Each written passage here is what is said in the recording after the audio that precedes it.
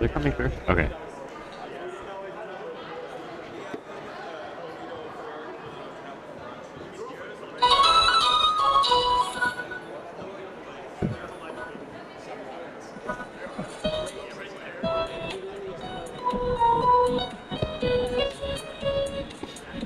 Good morning, everyone.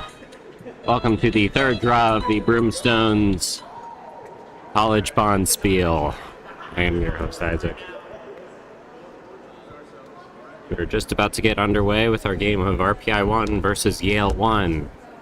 Two teams who managed to win in their first game, but both are still sitting last alphabetically in terms of this club. So we are going to get underway with that very shortly.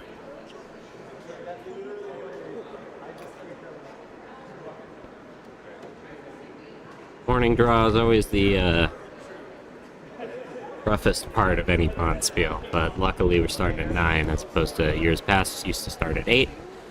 Get some kids a little more sleep, and get yours truly some sleep too.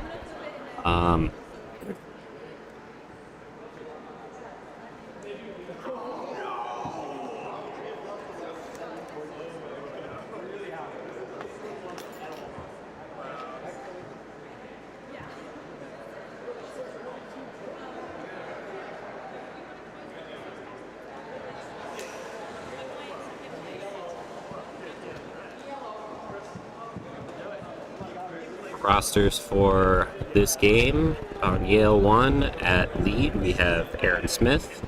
At second, we have Gideon Keltzer. I think that's Keltzer. I need these kids to write more clearly for me. At third, we have Ryan Sari. And at skip, we have Tim Lee.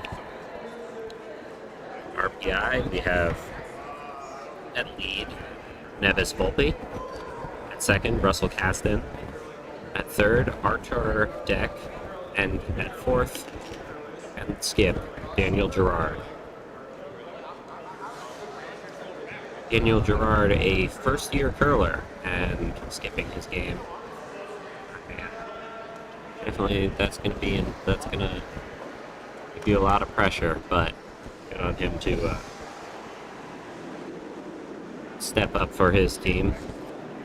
His team entirely made up of first-year curlers, so that can be part of the fun of the Broomstones College Spiel. Lots of people coming in, played before, just trying to get used to going to a bond spiel, but it really is just the best way to get experience. Really get to not only play quite a few games, get yourself a lot of experience in what would normally take you at least a month. It's going to get the same number of games, practice usually, but you also get to meet all the folks you play against, sort of ingratiated in the college curling community, and see what the real fun is, which is less about the games and more about getting to meet folks from other schools.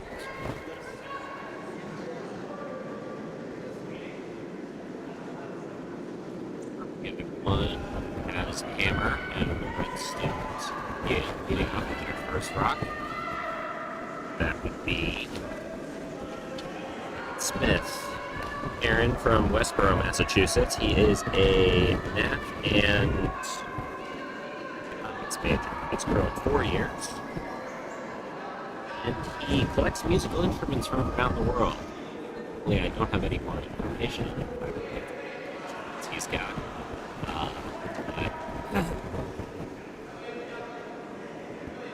here managing to throw a guard off of center. It's going to be more of a corner guard for helpful guy, but it's also the first rock, so everyone's got to get used to the ice.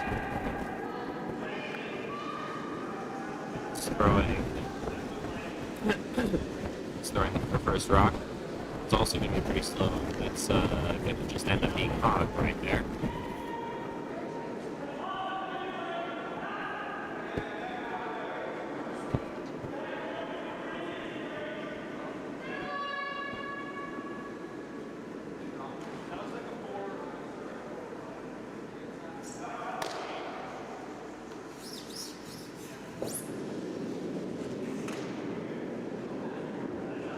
Second stone here. weight, I'm going to try and draw it in the air. Well, they're going to start sweeping it. It's going to sit pretty nicely for a minute. Maybe a little bit, but that's going to end up being really nice. Nice shot from take their coverage, and get something. Start to be a question. They're just going to draw right down to it and sit on it.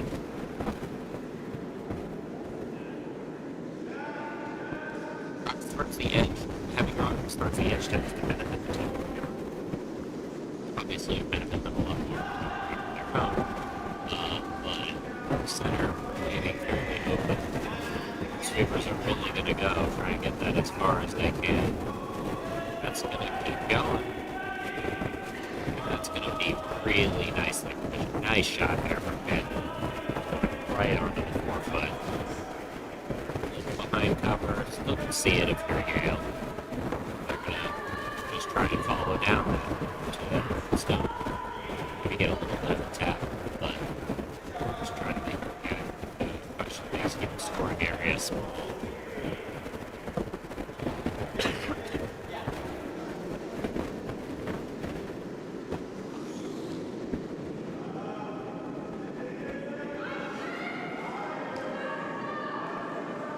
It's going to be Gideon's first stone. Gideon away.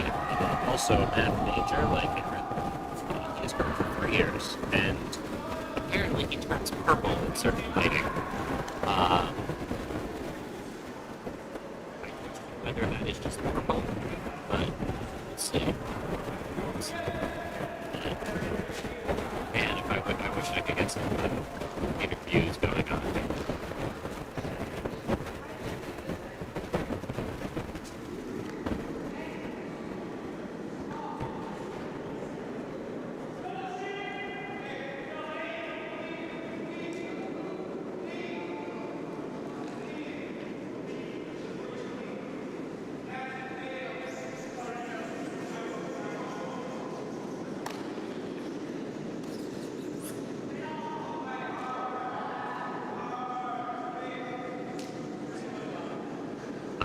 Digits of pi.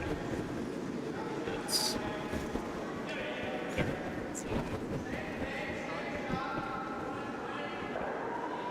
use this one. Stone is going to pop over up Yale's towards the outside.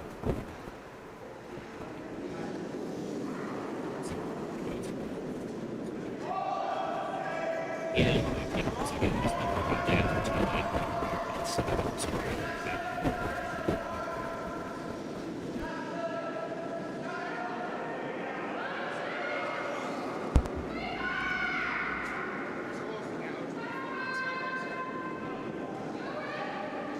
and this stone looks like it's going to be a little wide. Just going to end up drawing around that one that Red's got, maybe? Nope, that's going to crash on that, and that's going to end up raising RPI's stone a little bit. I don't know if I'm sweeping if I'm them, because that's just going to be a short raise for RPI. Not really too much damage. It's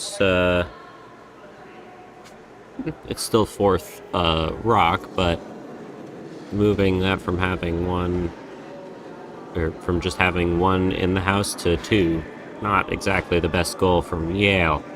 RPI looking to just block up that drop path, protect the one in the center, and see about maybe drawing around the outside on some of their last stones. Try and get their two.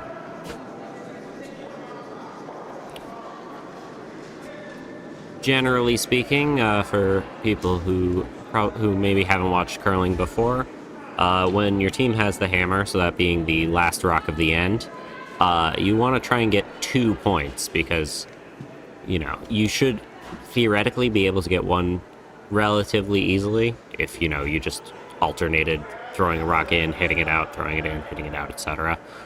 So you really want to be able to get your 2, and if you're RPI, especially, you want to lead off a game strong. And right now, in a position to get one, not in a terrible position to try and get two, but they're going to need to get some good draws in here. Meanwhile, Bryce, the third for Yale, is going to try and block that up. That's going to be narrow, and that's just going to go right onto that yellow. Maybe be another raise, but...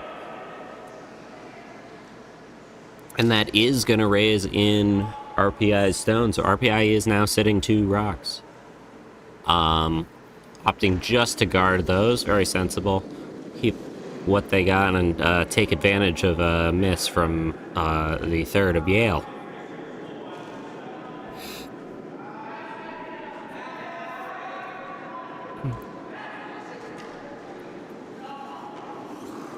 Third from RPI, Artur.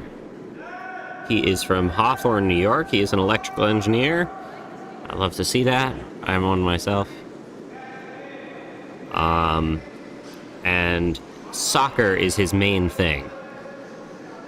Hopefully, this is first year curling. Hopefully we can turn that around and curling will become his main thing. But for now, he's just going to end up hogging that stone.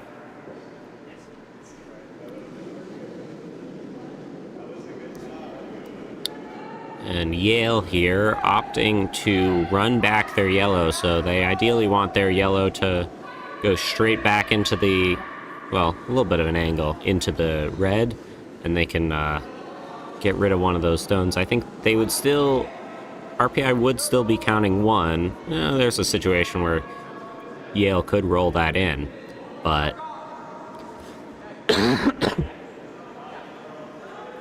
Either way, trying to get rid of this yellow rock that at the moment is really only helping RPI by protecting their 1 stone there.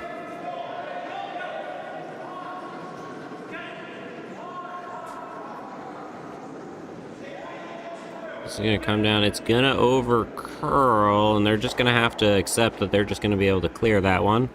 Not the ideal result, but very much a acceptable one if you're Yale. You're not really... If you're the skip for Yale, you're sort of aiming for that run back as your ideal shot, but there is no world where you're unhappy with just getting rid of that guard. And RPI clearly wanting that one to be there, opting to just guard it back up, protect the one that they do have in the rings. This is going to be pretty light. They're going to be sweeping it the whole way down. If they get it over, it'll end up being good, but I think that might just end up being short. Ooh, it's close. It's over. It's going to end up over curling, though, not really protecting much of anything.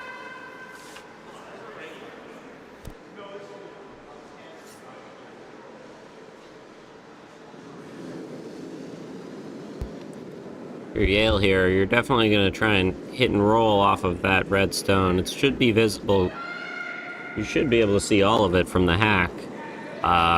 It's really just a question of how much weight you want to throw, how much you're comfortable throwing. Yale opting to just throw control, I think, at that. Roll in a little bit. Ideally, they can hit the inside of that rock and get to be counting. But, you know, if they nose it, if they roll out, it's not the end of the world. It's fine to just keep RPI to the 1 for now.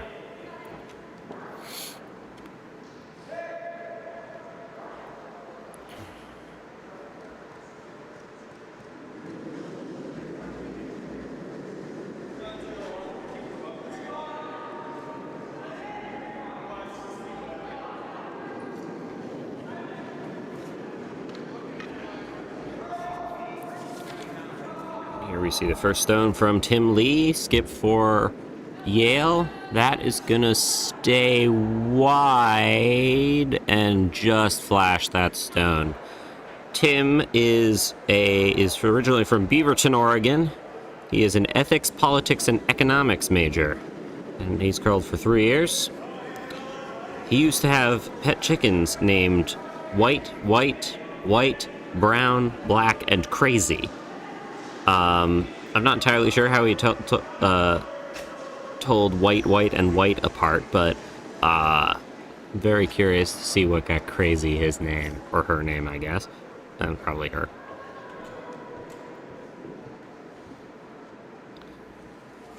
RPI throwing their next stone. I'm not entirely sure what the call is here. If I'm them, I'm probably just trying to guard that red stone, protect it, and get your 2. I didn't really look and see what they're calling here. That's going to be relatively low weight. Maybe opting to just bump their red over to be a guard as opposed to throwing it straight up. And that's going to end up being too much weight. That's just going to go and clear it and not really do much. If anything, it's going to hurt them. Because now the window on that yellow rock, or red rock, is a lot bigger.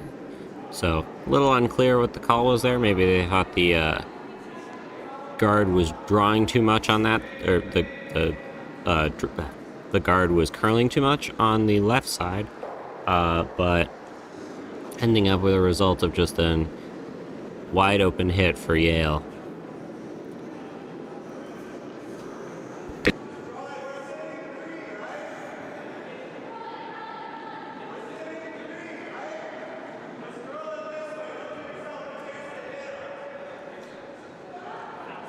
Tim getting his second shot at this red rock in the forefoot.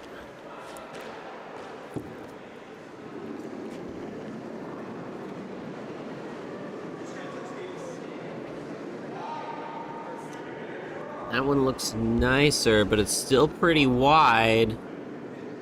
It is going to get there, though, but it will roll out. And PI with a draw open for 2.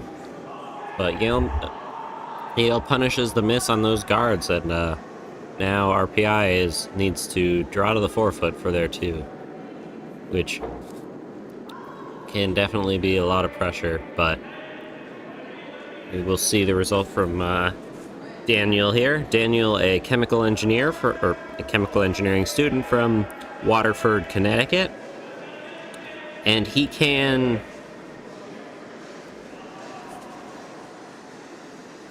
According to Daniel, he can throw sticks really far. I'm not sure if that means he does javelin, or if he just likes to throw sticks to his dog or something. We're not sure.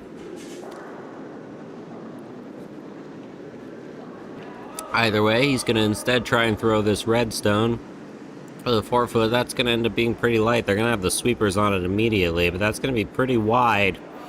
It's going to crash on that red, maybe.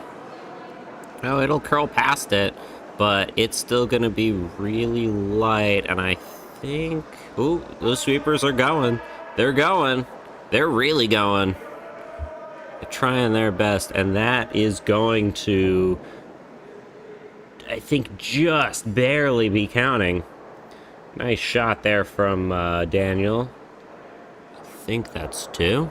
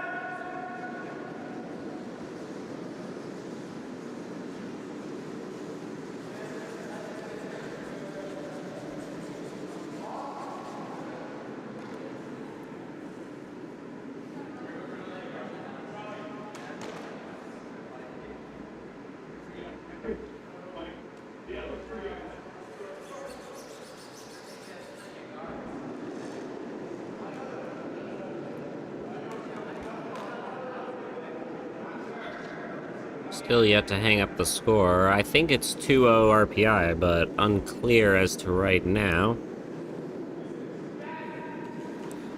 Very nice final shot from RPI. A little on the light side, really making those sweepers work, but hey, it's the morning, you gotta get up, you gotta get ready to curl, so good way to wake everyone up.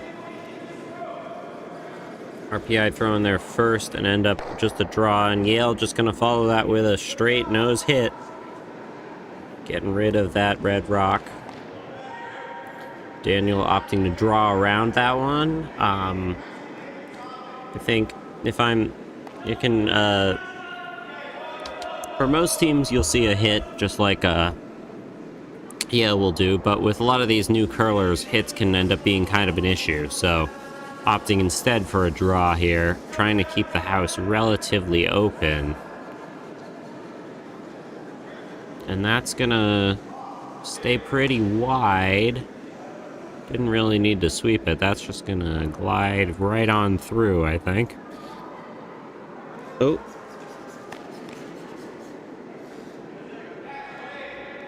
And yeah. Tim just sweeping that guy out, and instead now with an open house, sitting one, gonna try and draw to the edge. Split the house a little bit and be counting two.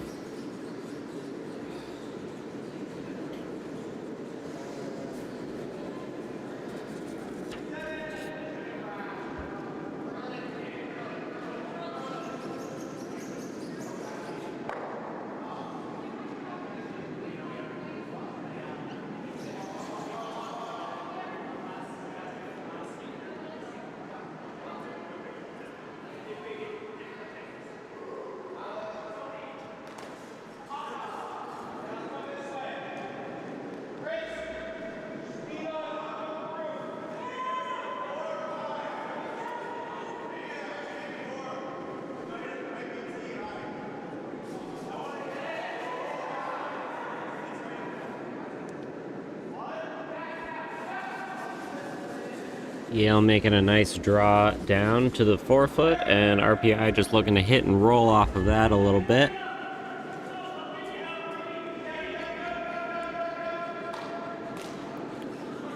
It's going to be a touch wide, and they're going to try and push it over as much as they can. I don't know if that's going to get there. Nope, and that's just going to end up flashing. So now Yale sitting two. Just gonna draw to the other side there. Be sitting three.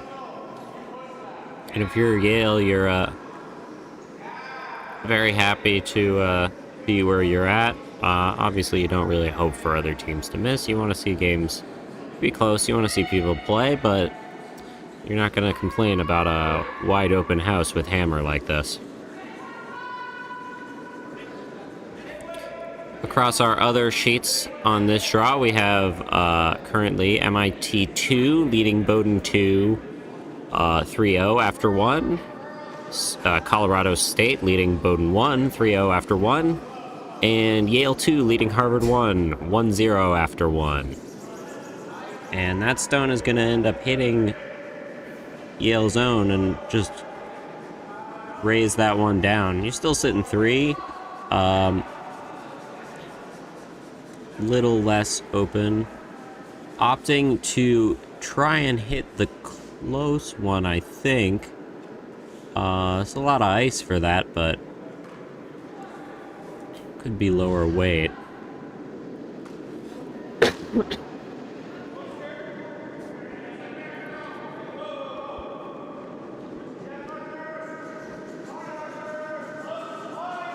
That stone's staying pretty wide, but it'll get over to it. It'll go, and that will hit that, but it will roll out. Tim trying desperately to sweep that as far as he can. It will exit the house. Just a shot of one. Not entirely sure what the ideal is there. You could have possibly thrown at the other yellow in the forefoot and had a chance at a double and sitting one. But instead just opting to get rid of that single rock. And now Yale just drawing to the edges once again.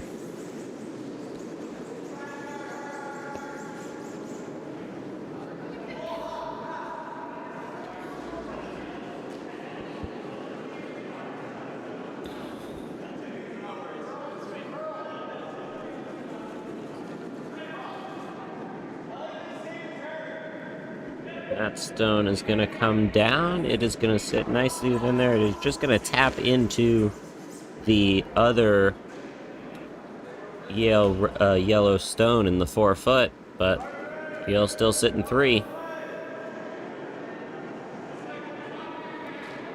And RPI now calling for the hit on this yellow stone, ideally looking for the double. This shot seems a lot more difficult than the previous one. Not entirely sure why they didn't call it there, but gonna still try for it. This looks like it is gonna be pretty wide, though. Gonna try and push it in, but that's gonna...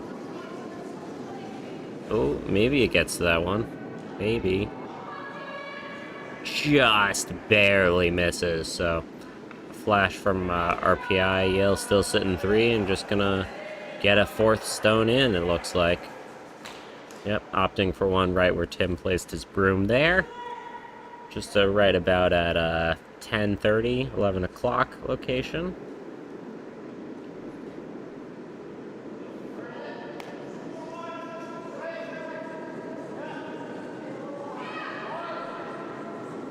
And this end is shaping up really nice if you're Yale. Good chance at a big scoring position here. RPI desperately needs to get a couple stones in play if they want to do something. Gonna keep on sweeping and gonna keep on going and manage to get it just about exactly where called. A little deeper, but not in a position that you would be at all opposed to if you are Yale. RPI once again opting for the hits, trying to clear some stuff up. Ideally getting a double on those two, but you're going to need a lot of weight to get that.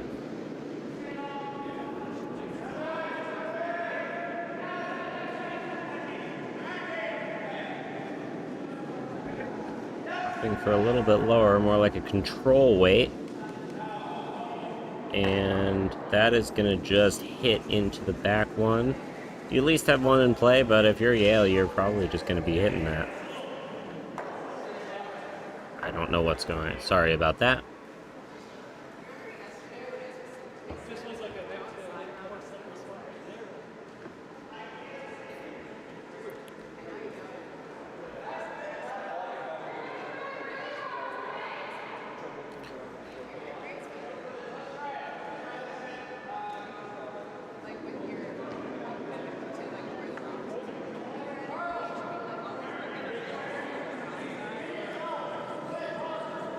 Yale opting to push this stone. I think it's gonna end up being fine on that side.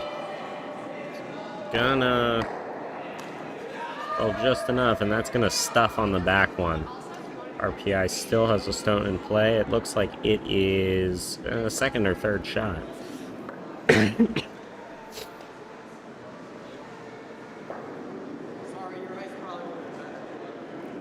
RPI now just in a position to hit this one out.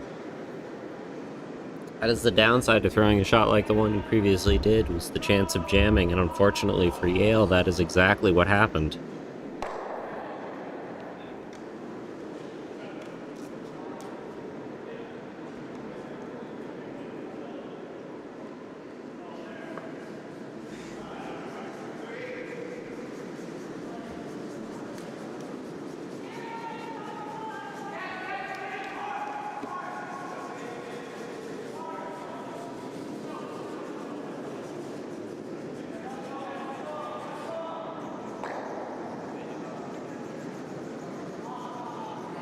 Go.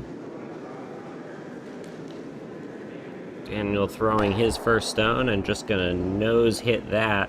Ooh, a little bit less of a nose hit, but they will be sitting either 1 or 2. It's hard to tell from this camera angle. Looks like it is 2 RPI right now, and what was shaping up to be an end where Yale had a chance at a really big score is slowly fading away. Opting, not sure if this is a hit or a draw here. Probably a draw. Just draw down to the back one. Use whatever cover you've got.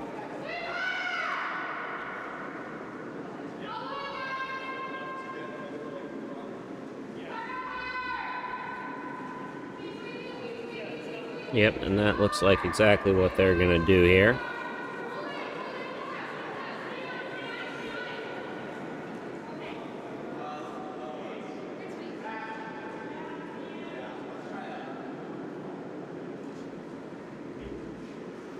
RPI finally hanging up the score there. It is 2-0 them.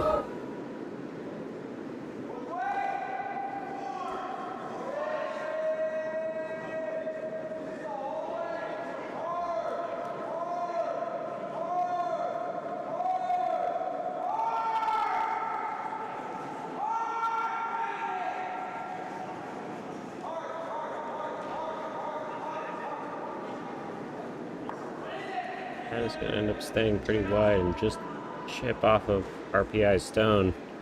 It is going to be counting, and RPI now, I think, second and third shot? Looks like it. Hard to tell, but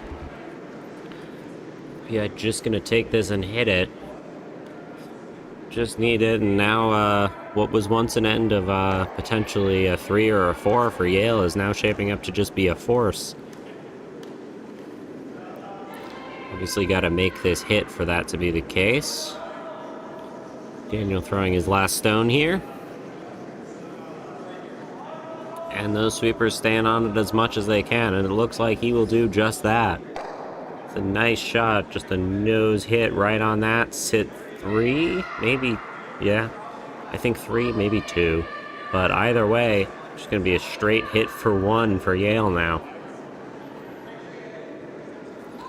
Nice recovery there from RPI. What could have been a very disastrous situation is now shaping up to be a rather good result for them. For those, once again saying, as the team with the hammer, you're really always trying to get 2 points in an end when you got it. And right now, stuck to just trying to get the 1. And with a rollout, this could potentially be a steal for RPI. Not calling a lot of ice on that stone. These rocks have been relatively straight.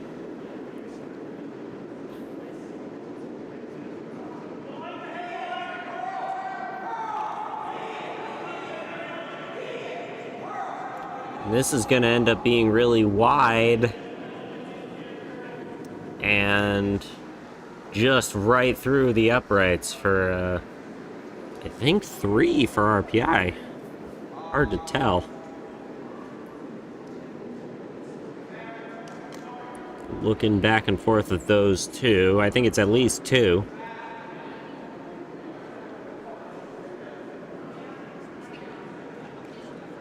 And they call for a measure. At the moment, it is 2.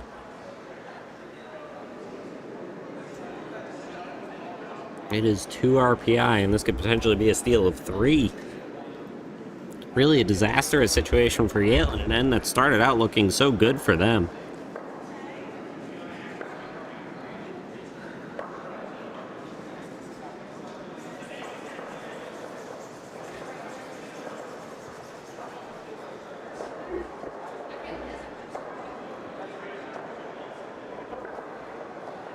Oh, nope, and they're just going to end up calling that 3 red.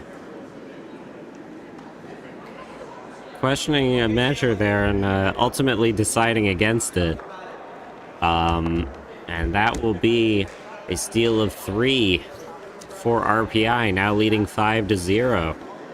Great result if you are them, managing to come back from a very rough looking end to, instead of being a possible 3 points for Yale, being 3 for RPI, and now they lead 5-0.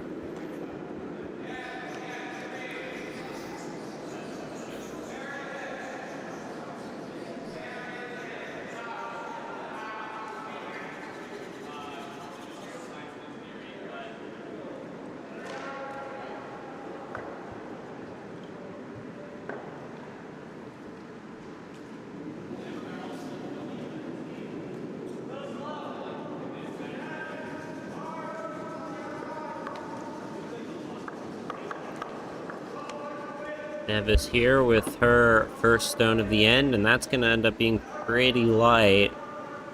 Might just get over, but sweepers are trying their darndest to get it there.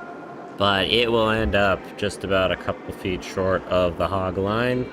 Just go right through.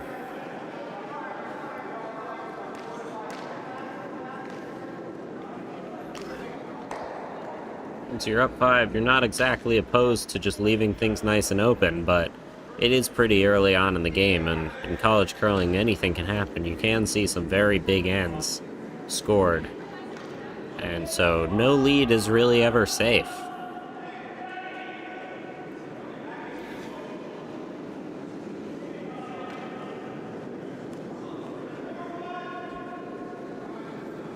And if you're Yale, you're really needing to get your 2 here. Ideally 3, but at this point, you just got to start getting some points on the board. Really try and swing the momentum back in your favor. This rock going to be pretty deep, and that's just going to end up drawing into the house. It's going to be a draw to the outside, right, a little past T line, but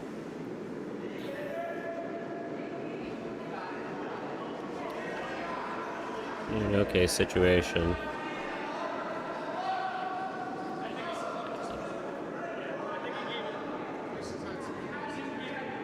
RPI opting to draw down to that yellow. Looked like Daniel was potentially calling for a hit, but Nevis deciding that's not necessarily going to work out for her. This is going to end up being pretty heavy, though. Probably should have just tried to call the hit, but not exactly a shot you're very confident in as a first-time curler, and especially one as Nevis, who has curled for, and I quote, like a few weeks.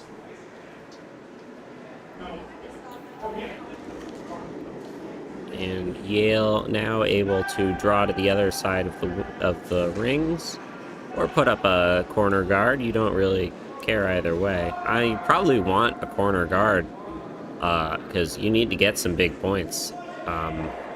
But you can be pretty aggressive if you do want to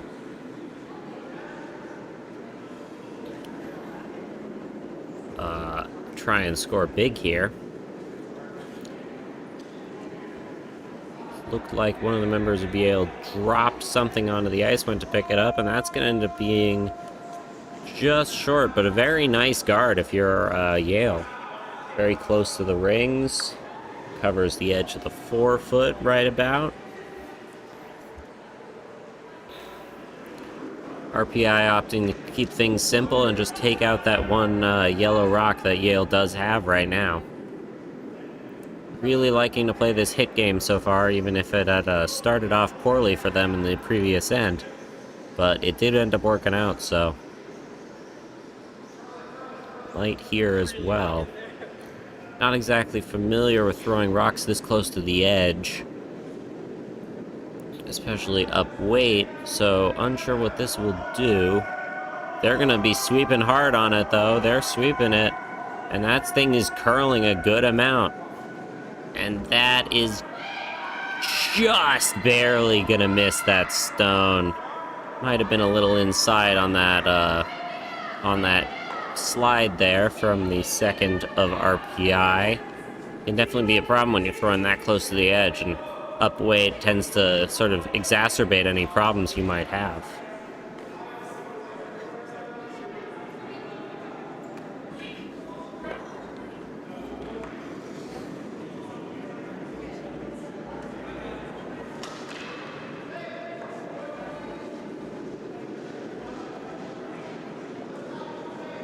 Yale just going to try and draw around that one guard they have. He's sitting a nice 2. They are in a good position, though. Oversweeping this rock a little bit. Didn't really need to touch it much. And that is going to stay in the house, but it will be back 12.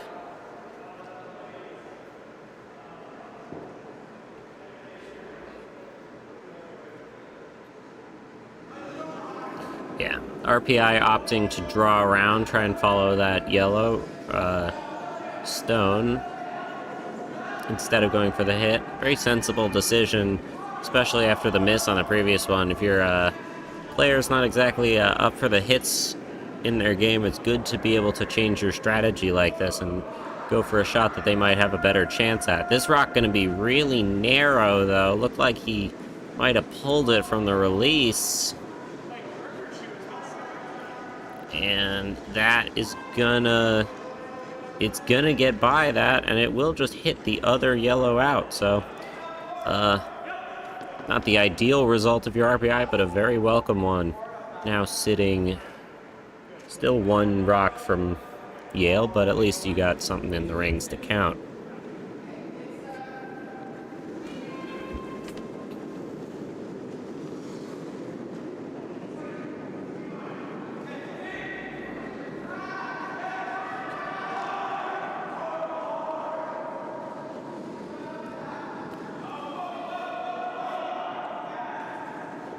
Yale going to throw the stone. Looks like it will be pretty deep, and it will just come down to that back red rock of RPI.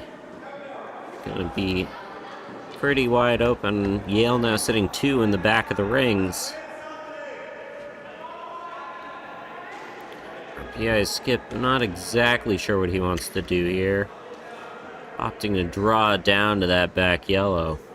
Maybe tap it back a little bit, but really a freeze would be ideal if you're RPI, though honestly, if you're them, you're up this much, you might just want to opt for a hit. Get rid of some of those stones, and if you can keep Yale at 2, you're not exactly in the worst situation. But this early in the... you still got quite a few rocks to go in this end, and you want to make sure you can get what you can. This is gonna... They're gonna bring it in, and that's gonna look pretty close. It might overcurl. Nope. It will overcurl a little bit, but that will hit out the red rock, or the yellow rock of Yale a little bit, be towards the back, but not enough. And now that rock is pretty well open for a tap to be sitting 3.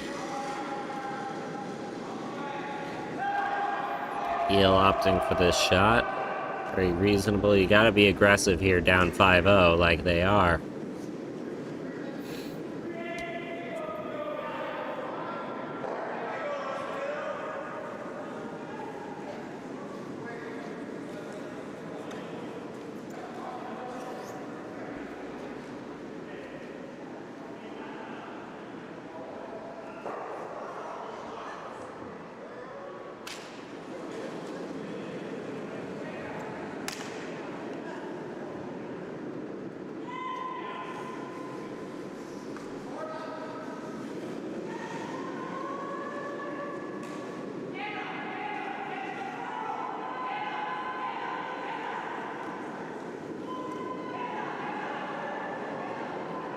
Bit of a disastrous result there from Yale, putting up another guard in the way of that red stone. RPI opting to try and hit this, but it's going to be really wide, and that might just fall off the edge of the sheet. It'll stay in, just a little bit, but that's just going to end up going right on through, and now Yale should be able to come down to that and tap it back. They should be able to sit 4. Not exactly the easiest shot, but very makeable. Opting instead for a little higher weight here, looks like. Maybe control, maybe board. Control with that ice, maybe board. Which is a little lower weight than control. Not exactly sure. You definitely want lower weight because you want to get to the inside of that stone. Otherwise, your odds of maybe jamming that red rock on the yellow in the back is pretty high. This is looking good. Maybe a little wide. Nope, it's going to come down. Is it going to get by that yellow? It will, and that is going to be a very nice shot if you're Yale. Beautiful to now be sitting 4. And RPI not in the best shape here. Another chance at a really big end if you're Yale. Really just got to come down to that yellow and be sitting on the rings. Opting to go this direction, which they're a little more used to throwing, instead of trying to follow Yale down the other way. Makes sense. You're not really able to... You could definitely get around going either direction. I think I might even opt to go the other way, but you're not feeling as confident in it. you at least got a chance at a little more backing, try and keep more stuff in. If you end up higher top 4 range, you could even be in an okay spot as well. And once again, Daniel just trying to get to that 4-foot. This rock gonna stay pretty wide. Oh, it will come down a little bit, but it's gonna end up being heavy, if anything. That's just not gonna move enough, and that's just gonna go right on through. So a flash leaving Yale out a chance at a really big end here to make a comeback. And unlike the previous end, what was once a good chance for RPI to hold Yale down a few is now looking really deadly if you're trying to get a big end here from Yale. Tim just opting to draw down, probably end up top 12 range. Just touching the rings a little bit on the front side. Be sitting 5 and really make RPI think about some more stuff. And if you are RPI, you desperately need that draw on your last shot to end up where you need to. Otherwise, you're going to have a chance of taking this 5-0 lead and putting it at a tie, maybe even giving up 6.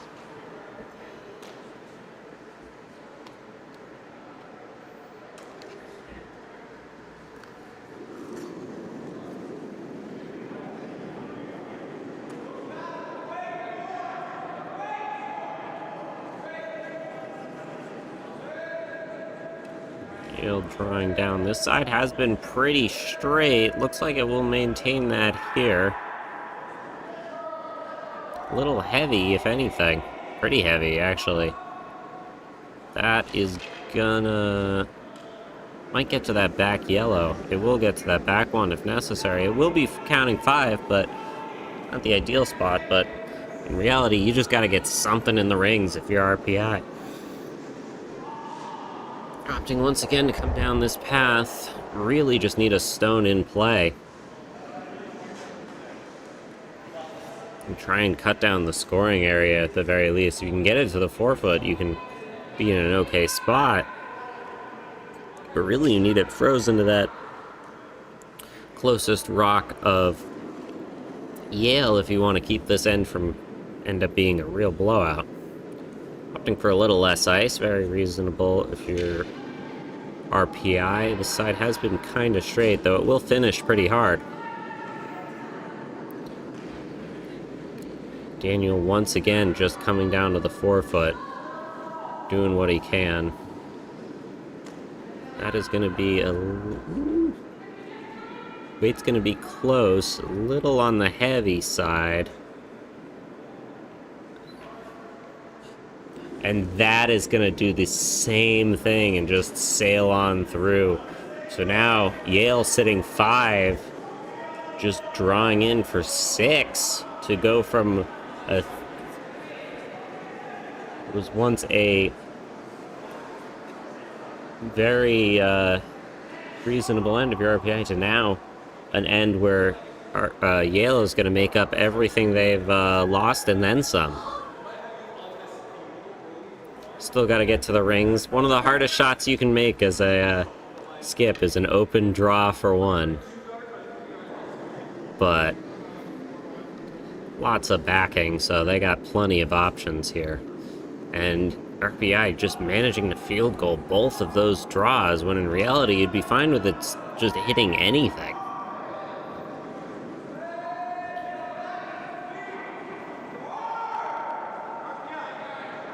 We're gonna be sweeping this stone, but it looks like it'll be okay for them.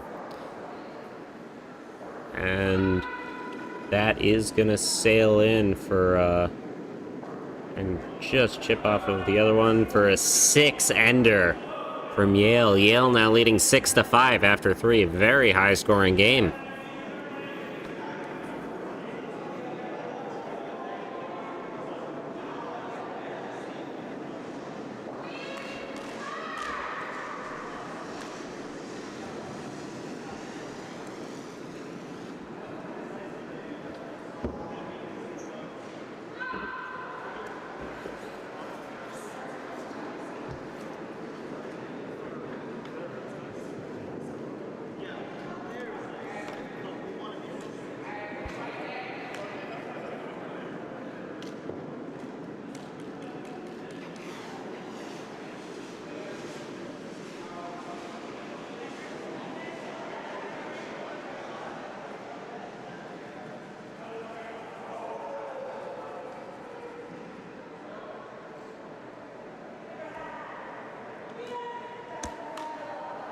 That is a big momentum swing for Yale.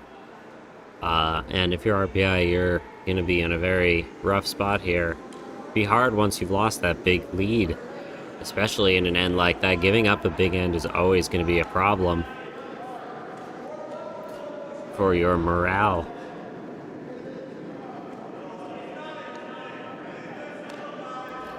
Yale just going to draw one down. It's going to end up going into the rings.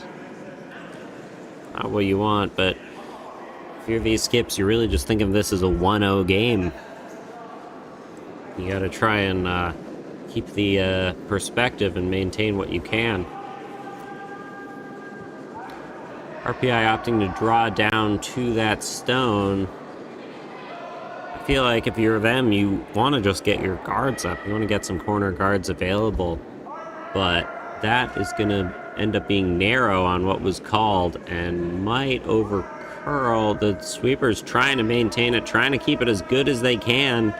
And it will get there. Rolling to the edge, a little bit too much, rolling out of the house, but managing to just barely keep that hit. Not bad if you're RPI. Does look rough giving up that 6 as they did, but you are still just in a 1-0 game and you do have hammer, basically. Even if it is 6-5.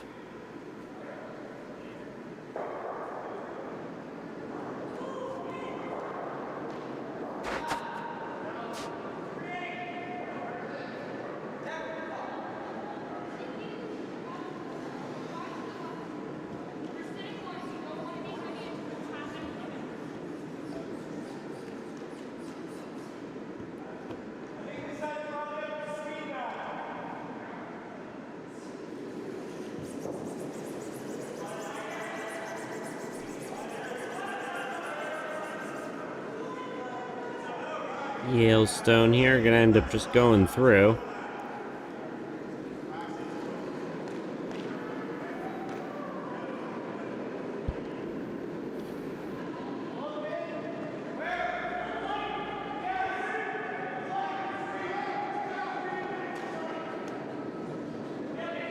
And RPI just opting to throw a stone. In reality, you're fine with it being a corner guard. You probably want it to be one even, but it ends up in the rings. You're not going to complain too much. He really wants it to stop. He really wants it to stop, and it will just get into the center. Oh, get pretty far in, actually.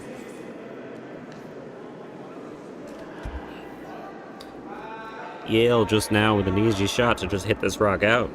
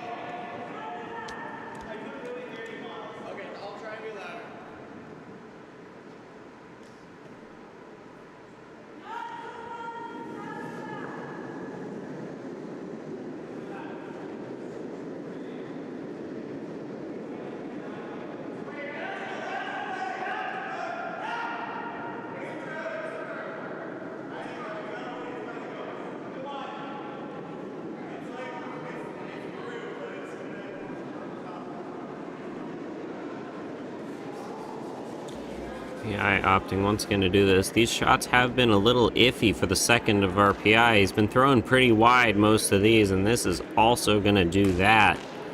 That's just going to flash right on through. Really, if you're the skip from RPI, Dan, you got to be thinking to just not call those shots for your second if he doesn't really have it today. Causing themselves some problems a lot throughout these ends with just leaving lots of stuff available. And now Yale just with another chance to just draw another into the rings and be looking to force RPI to 1, maybe even get a steal. Closer to a force with this.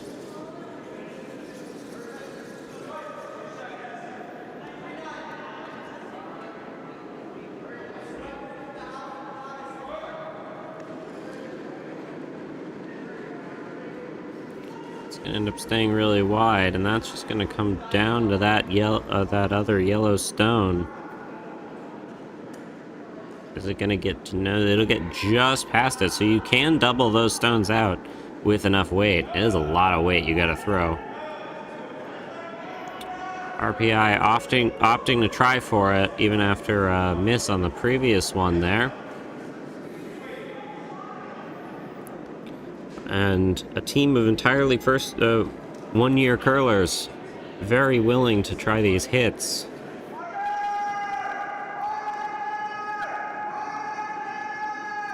This is going to end up being narrow, and that might just sail through the other way. No, it'll get to... No, it will just miss the other direction, so a bit of an overcorrection there from Russell of RPI. Yale now sitting 2, though RPI should be able to double those out on their next shot. Just looking to draw one behind there.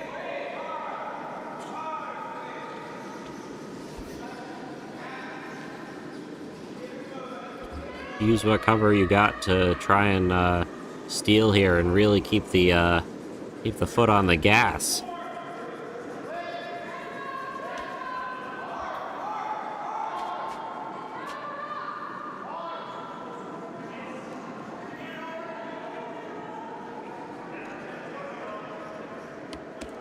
This is gonna just end up being short. Not sure why they laid off that. Could have maybe gotten it there, but ended up losing speed. Lost handle too, which definitely slows it down a bit. RPI trying once again, this time with Artur making his attempt at this double. You just gotta get a good amount of that yellow stone on the top and give it enough weight, and you should be able to make him go. It's a lot of ice, though.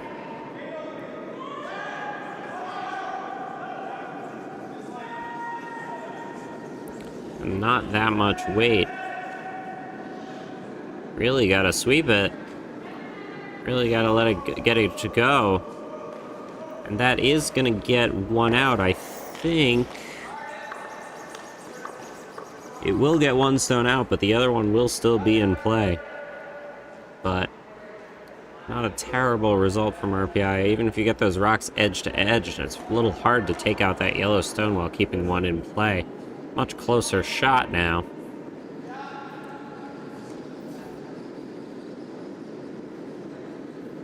Yale opting just to draw around and try and get close to the button. Maybe instead a tap on their yellow would be better shot. They're going to be really sweeping that guy. Trying to get it to go as far as they can, but you'd be fine with a guard here too.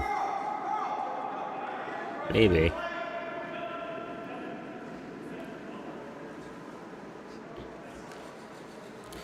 And that will cover the other stone, and that is actually kind of a rough spot if you're RPI. Trying to draw around this way, maybe tap your yellow? Unsure, honestly. You might have to come down with a lower weight and tap back that yellow as far as you can get it. If you want to try and get your 2 here. But this is a tight port for a draw. Might not even be there. Hard to tell based on how the ice has been playing tonight, or this morning.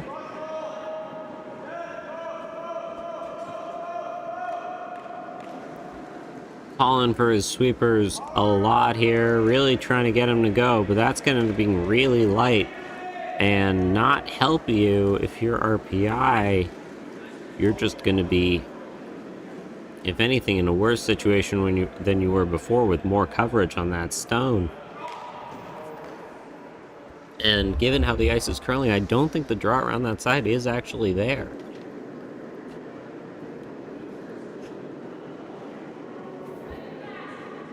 You might have even wanted to think about doubling out the red and yellow stones, but they are stacked in such a way that you would need a lot of weight to have gotten that done.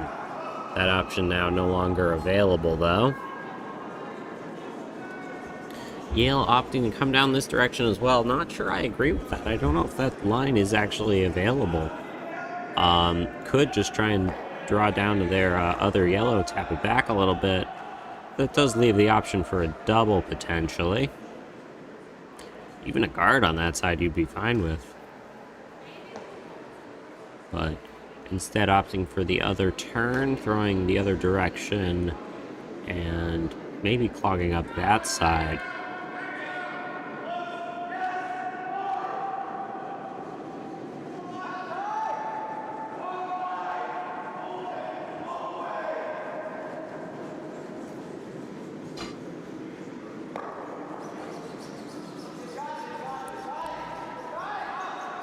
I guess that line is there, but that weight was just too much. That's gonna keep on traveling. It will hang around just barely, but that is still not out counting RPI's stone there.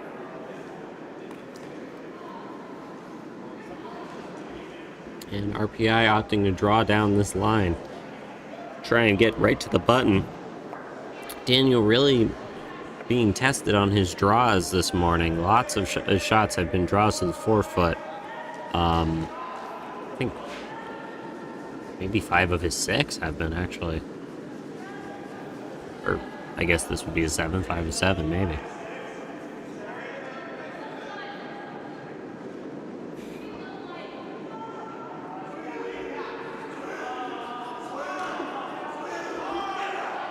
We are here at Skip's Rocks for this 4th end of this Sheet 2 game. They're laying off this, but it is going to start snapping. It is going to curl quite aggressively towards the end here. That is what happens. He's calling for his sweepers as much as he can, just trying to get a little bit of a rub on that, and he will. Shot available for a raise later potentially, but not really helping you out too much otherwise. Really, that yellow stone and the touch in the forefoot is causing lots of problems for RPI, and with all those guards up, you really have to hit it with fairly low weight to get it to there. But those shots can be very rough if you're not super experienced. And honestly, the weight you'd have to throw to get around those stones, it might not even be enough to chip that out anyway. So Yale in a very good spot to force here. Opting to throw this side, unsure if it's guard or a hit. Yeah, opting just for a guard, trying to protect that yellow stone. It's really the only thing Yale's RPI does have to get rid of that if they want to be scoring big, so just trying to guard that up and protect it, as difficult as the shot may be, is a very safe play if you're them.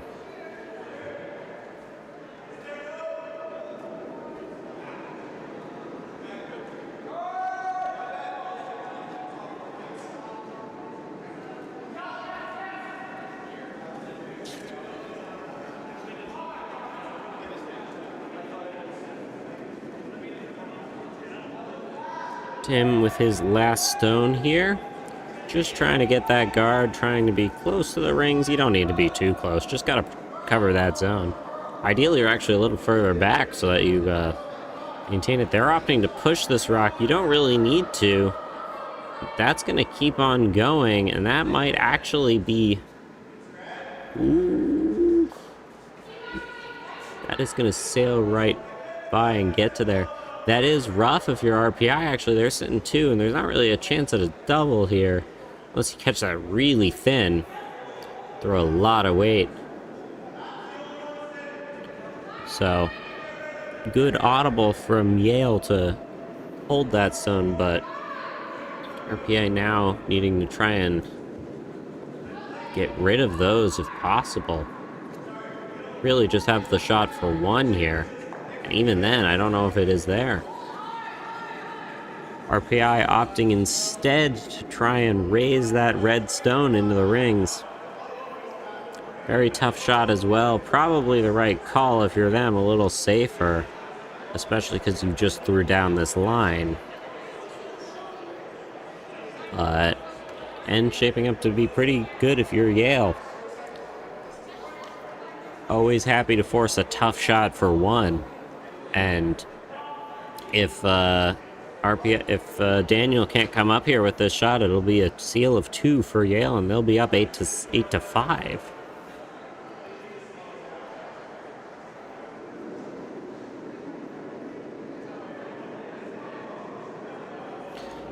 Time for Daniel's last stone here. He's going to throw it. It looks like it might be a little wide, calling for his sweeper to push that stone. And it will be pretty wide. Really got to get it to move if you're them, and it will just miss that. Sail on through for 2. Daniel looking unfortunate. And that will be a steal of 2 for Yale, now leading 8-5. And what was once a 5-0 lead from RPI, they're now playing at a significant deficit. 3 ends of, or every single end has scored 2 or more points. A 2, a 3, a 6, and a 2. Very high scoring affair. But now the momentum really in Yale's favor. And Daniel desperately got to shake this off as the skip of RPI if he wants to manage to come back in this game.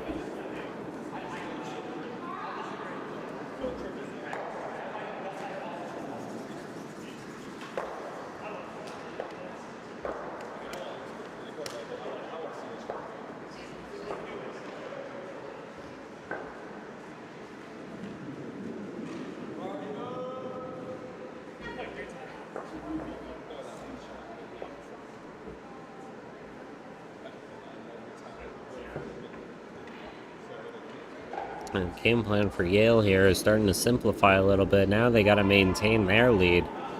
Looking to just draw and put a center line guard down. Start the end off simply. Sort of play a normal end here and just try and get another one. If you can really get a steal here, you can start to really put the foot on RPI to keep them from scoring. This rock going to end up being a corner guard. Result good for RPI, a stone that they can now use very effectively to get some points. Really needing to get a 2 here, ideally. I mean, you really want more than that. Try and get back to even on this game, especially as these ends tend to, as we tend to close out this game. I'm about halfway through now, a little bit more. This rock just gonna sail on through though, and that's just gonna be another open house for Yale to play with.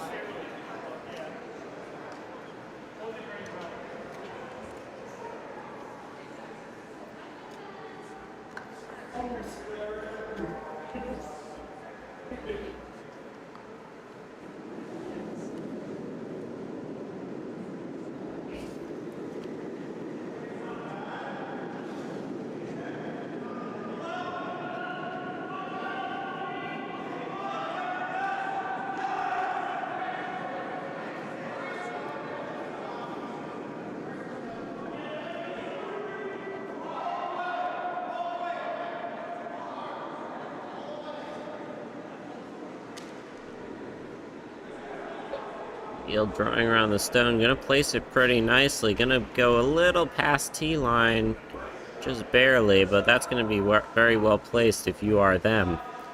And now it is time for Nevis's second shot here, lead for RPI. I don't think I've spoken about her yet.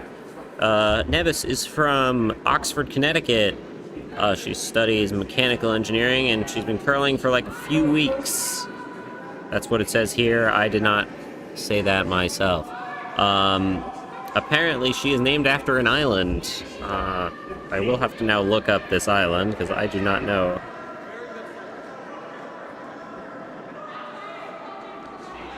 Nevis, one of the 2 islands of the Caribbean nation of St. Kitts and Nevis. Not sure why, but, you know, it's an interesting fun fact.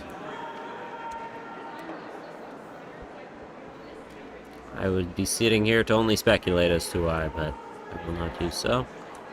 Maybe it's where parents met, who knows?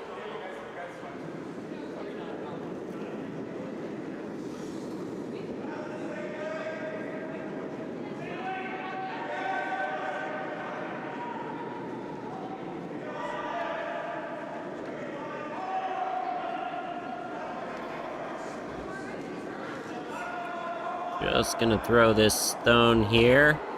Try and get it in. Really are fine. Want it to sit rather high. You don't really need it to get this deep. So now you're really giving RPI some options. That's not really covered by that yellow stone. Gonna be slightly behind T-line, and now RPI able to just come down to that rock. You can really just get to the right between those two, and you'll be in an okay spot. But you do ideally want to be on the closer of those two stones, so that you have some chances, some hits later.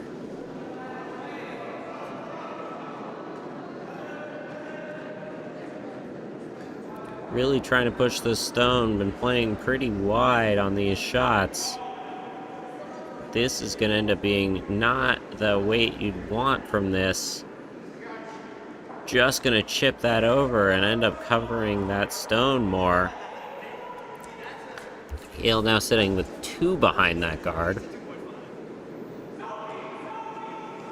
Opting to try and get a third there.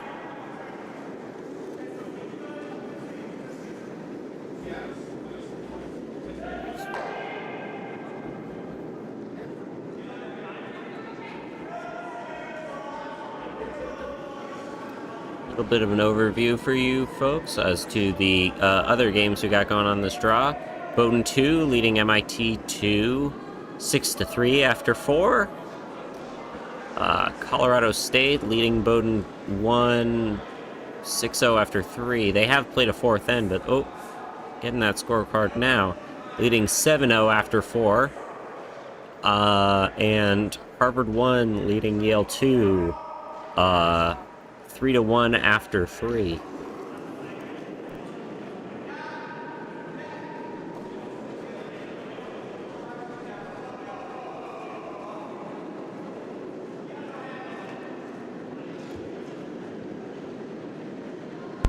RPI really just needing to get these rocks behind that cover. Gotta get some stones in play if you're them, if you want to start to score. Just gonna stay wide, though. It will finish enough, but might end up traveling a bit too far. Overswept it a little bit. And that is going to be counting, though. They will be sitting 1.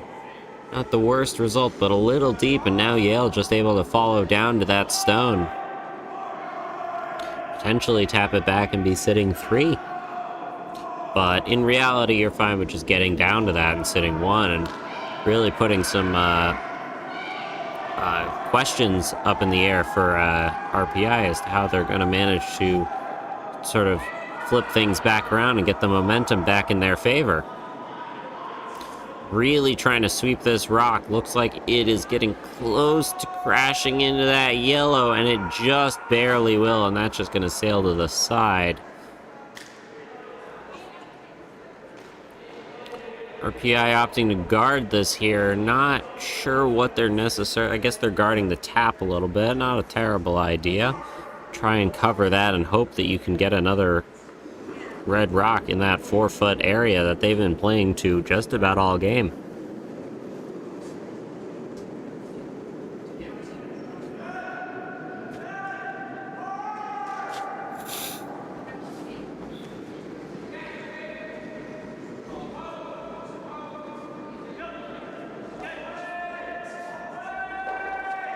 This stone will end up over curling a little bit, really trying to sweep that and get that over. Just barely gets beyond, and that will end up covering it pretty nicely for RPI.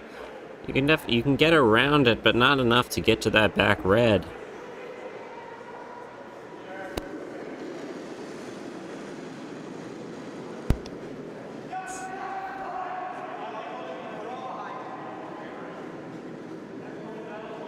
Yale once again opting for the draw here. Maybe trying to draw around their yellow that's at the top of the forefoot.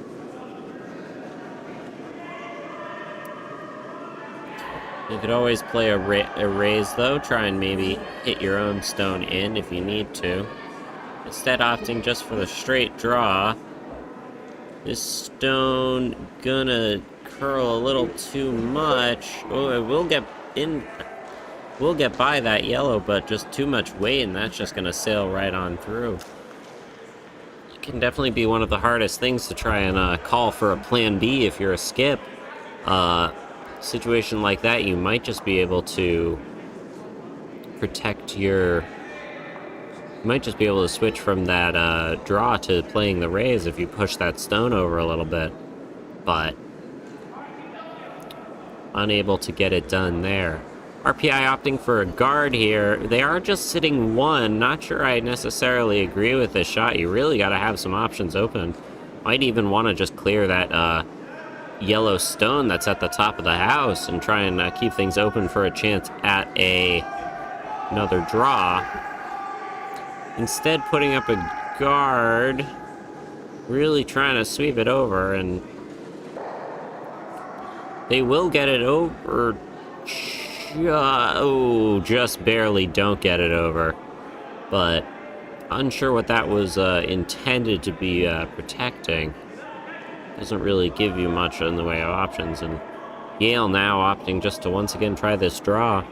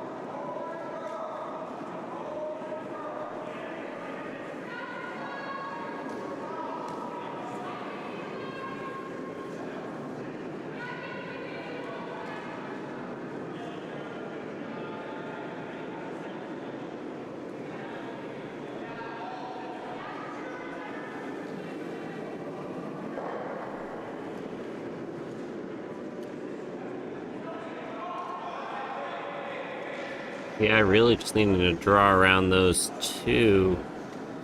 Or trying to place that stone where Daniel was calling. Unsure what the purpose of that would be. Ideally just drawing around here. RPI playing out of Schenectady. Famed for calling handle calls the other way. If you're the skip, you can see the vice from RPI holding out his left hand, indicating that he wants the rock to curl towards the center. That is sort of the opposite of how just about every other club calls that. Unsure why that's the case. Something that I had to kind of wean out of myself, because I also from RPI originally, and getting used to changing back to the regular handle calls. This rock gonna end up being into that, and that's gonna be a terrible result if you're RPI. Just a raise that ends up getting Yale right to be scoring, and now RPI going from a 1 to now being in a situation where they are really fighting just to get any points on the board.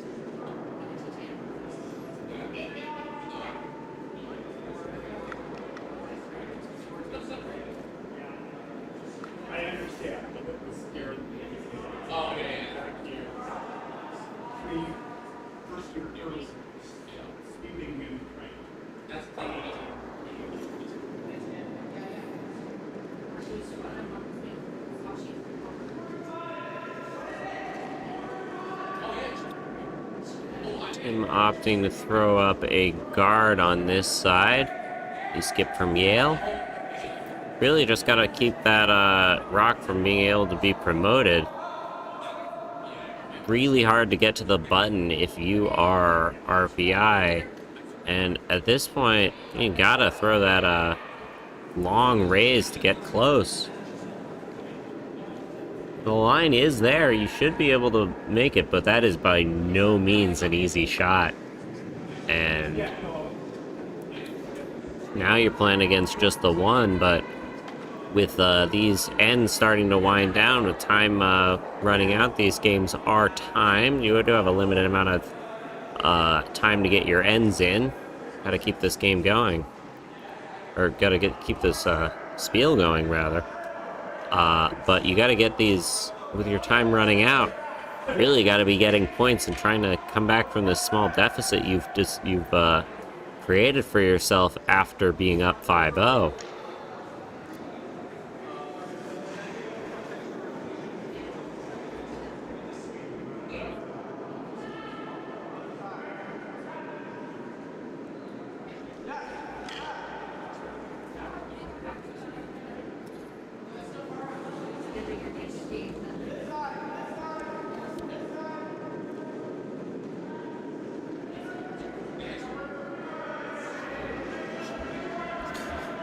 All teams through 4 here, or all draws, all sheets are through 4 here right now.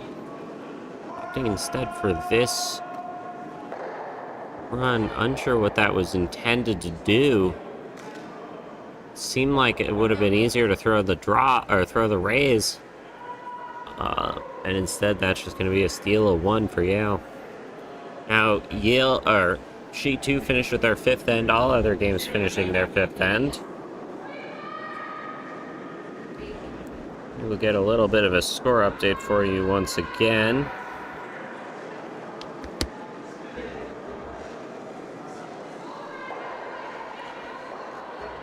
No scores listed there, but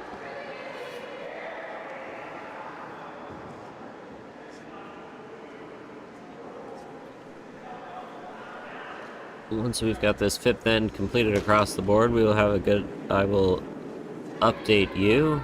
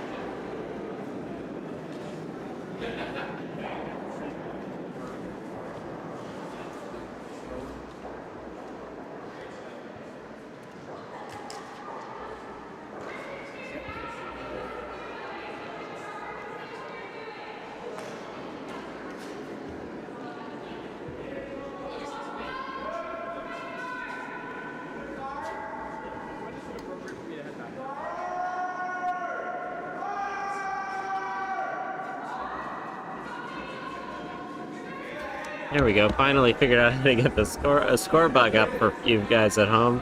That was on me. Just gotta check a box on the thing, and I was not doing that because I am an idiot. But here you go, now you can actually see the score. We can go to our overview and you can see what is going on. Across the board, Colorado State running away with this game. Harvard and Yale playing a very tight match, and Bowdoin 2 leading MIT by 3, but still a very makeable game. They did score 1 there at MIT in the 5th, so that is actually a 6-4 game.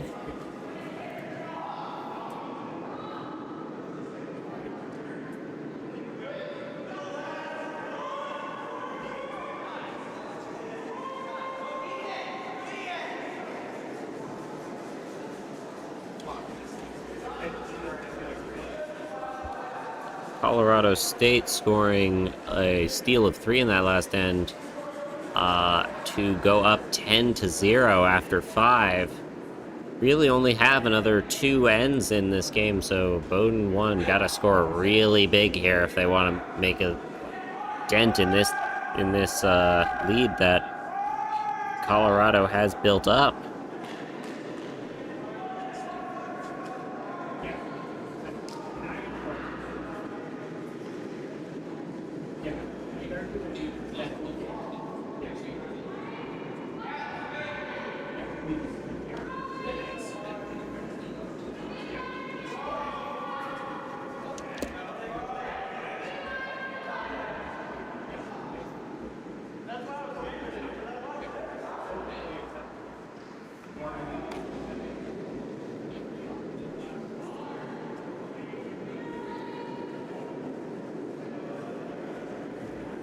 Yale now leading 9-5. You got two more ends in here, probably, most likely.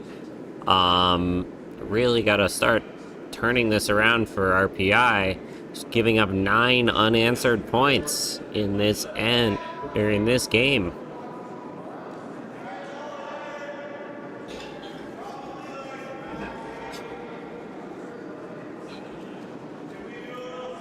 Hitting their center guard getting a center guard, not exactly where you had wanted it to be if you're RPI. Really want to keep that center open and just protect that. Just drawing that one behind the rings, but sitting 1, not a terrible spot if you are them. Gotta try and protect that stone, come down to it a little bit. Maybe keeping the top of the 8-foot if you're RPI. Aiming for top 4, also good, but gotta keep some options available, because you do need a really big end.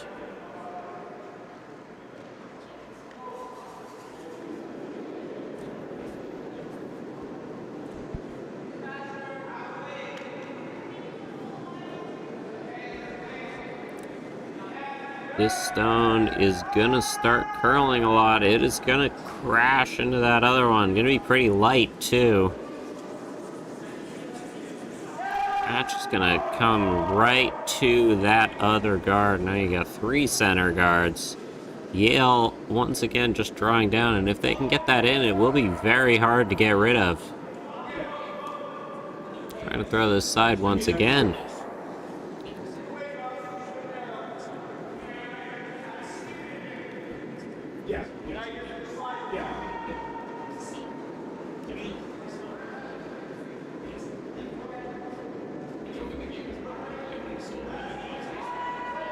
Rock a little wide, but it will get by that, and these rocks have been curling a lot at the end. Actually, won't be very wide at all. That'll be a really nice shot. It's coming down, really trying to sweep it as good as they can. They're trying to move it as much as possible, get it as close as they can, and they will just come up short, but very nice shot if you are Yale. Cut down the scoring area a little more, or at least make it harder for RPI to get to the 4-foot and sit 2.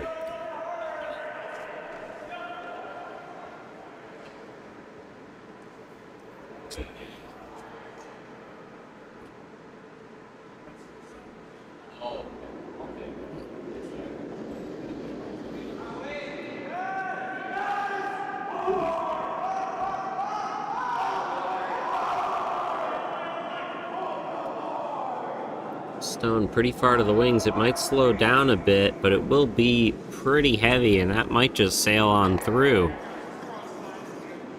Daniel getting ready to sweep it. Unsure why. Trying to carve it over and get into that yellow, but just too much weight. Not going to be able to get over there. Just sitting 1. Still got the 4-foot open. Still options to get 2. Really want to get 3 here if you're RPI. You don't want to try and play for a steal of 2 going into your last end, but a very precarious situation as Yale opting once again just to draw down to this. Should have options available, and even if they end up light, it will be fine for them, as they can just be fine with keeping RPI to 1 point. Really trying to sweep this, but it is going to over curl. Once you start sweeping it as it starts to curl, you're just going to keep sending it further and further over as they do. opting to try to get to the inside of that and bump it up a little bit. A little helpful, but not enough to really cover that. And RPI, Daniel opting to throw the other side.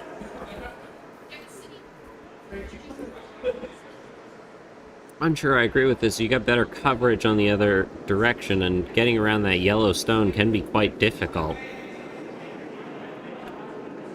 And if you end up being narrow, you could potentially raise that yellow stone, as had happened last end, and have Yale sit one. They're going to be sweeping that as hard as they can. It's coming close. It might just barely get by that, and it will.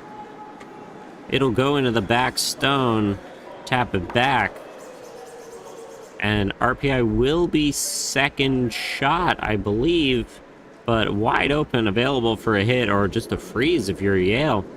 Yale instead opting to throw the draw on the other direction again. Oh, no, changing their minds. Wanting to throw this way makes sense. You got the backing.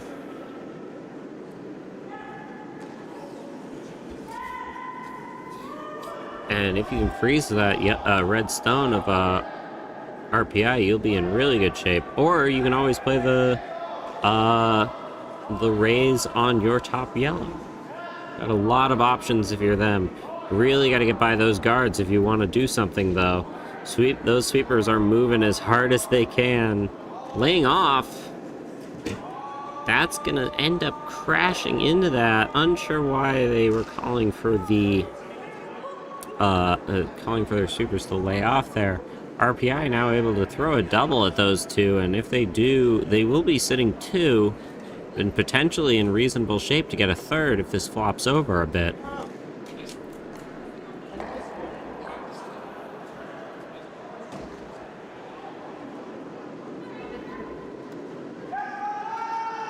For the sweepers immediately. That stone is going to be close to, it's going to be tight. That stone is going to be curling a bunch, and it's moving in, and it will crash on those center yellow or center reds. Not a terrible result. Clean things up a little bit and maybe move one in. Should have been sweeping that stone in if they could, but at least clearing something and making that shot easier next time. Yale once again opting for the draw around the other side, Tim calling for it towards the center. Just got to get to the forefoot. Even if you stay top, no, you really want it in the forefoot because you do want it behind that coverage you've got. Looks like, hard to tell. I think Yale is second shot, so RPI just sitting one. If they can get another one in here, they'll have some real questions for RPI, wondering where are you going to be able to get this done? How are you going to get your scoring?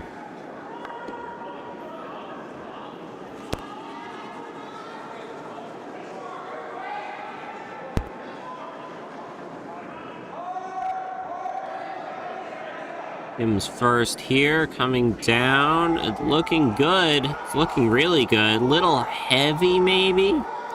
Gotta lay off those sweepers, because that stone is going to travel through, but they are going to keep on sweeping it, trying to push it in, but it just will not be able to go. That stone going to end up back of the forefoot, little further back, so RPI still sitting one, now definitely just sitting one. This hit doesn't really help you that much, because suddenly this stone doesn't matter. You're not really getting any scoring from this. And potentially you could miss this and be in a really bad spot. Really, you want to just come down the direction Yale was throwing and try and get to the forefoot once again. But Daniel opting to stick with the hit.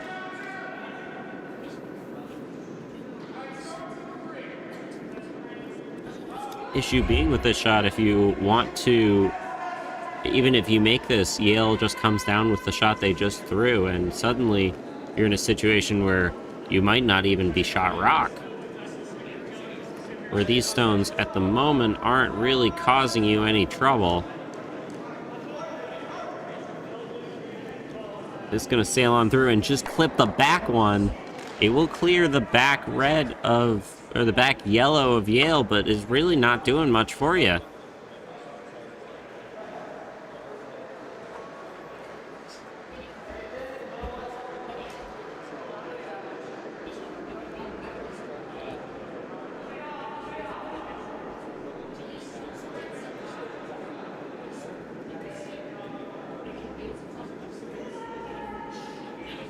Yale once again just going for the same shot here. Tim, having thrown this once already, just got to get it another one. Miss here would mean RPI does have a chance at 2, but it would be only 2. Unless some disaster occurs.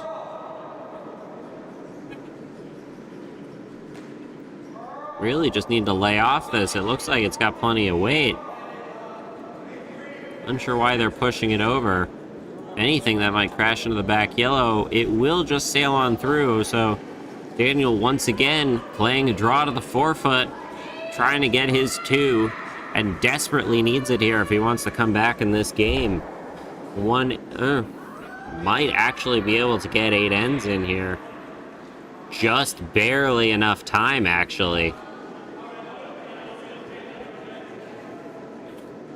They will manage to get their rock off before that starts, so I think that counts as them being able to play 8. I'll have to double check that for you. That rock just going to be wide, though, and that's going to be 1. Oh, can they play the in off? They're trying, but it just didn't curl enough for that either, and RPI just stuck to the 1.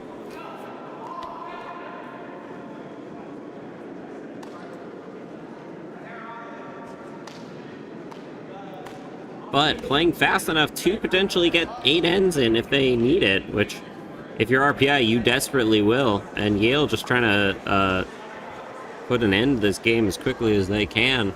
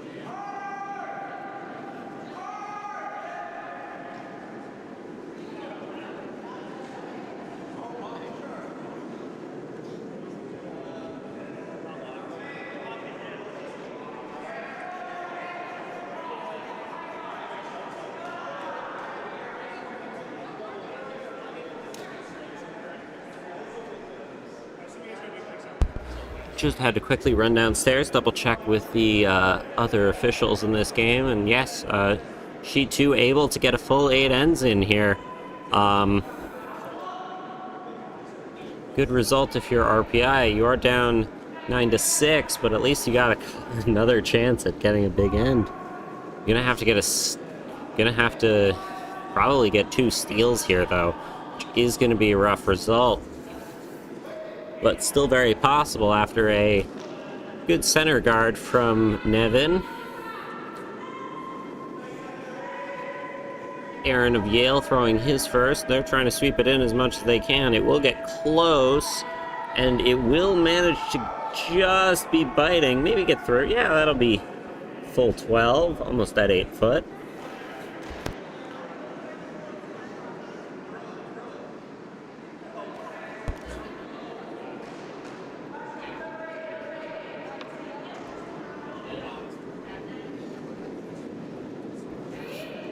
Now looking to just draw here and be somewhere on the forefoot, ideally. Top 4. It's going to be a little wide of where it was called, but that's going to come down okay.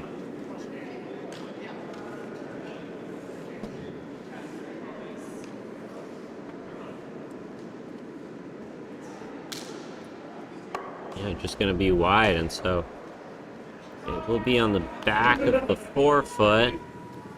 But you'd ideally want a little more, to be a little more covered, and Yale just now opting to draw down to that yellow, or that red stone.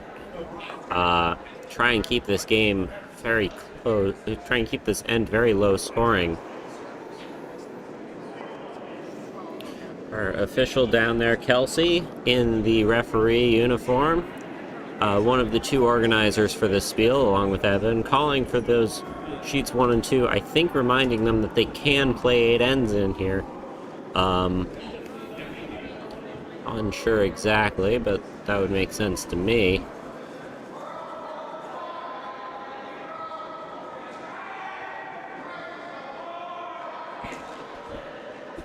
Yale able to draw down to this, going a little deep, but it will be corner frozen to that, and a very fine result if you're them. You are shot rock, and RPI got to come down to this stone, it looks like. Is what they're going to call for. With these on the back of the button, though, you should, if you can freeze to that, you can be in a very good spot to get one. So that stone will be just stuck right on the pin with rocks behind it, requiring several hits to get rid of. But it is not an easy shot by any means.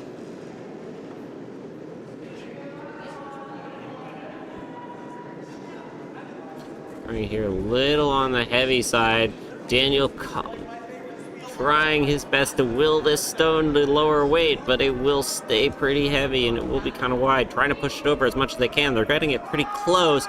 It will actually get there, and that will come just down to it, and it will tap it out. So now RPI sitting 2. Great shot. Daniel giving a thumbs up there. And now RPI sitting 2 right in the forefoot, 1 on the button. Yale now needing to take these stones out. Should be able to see about half of it, so it is there. But deciding against that, looks like they just want to draw down to it.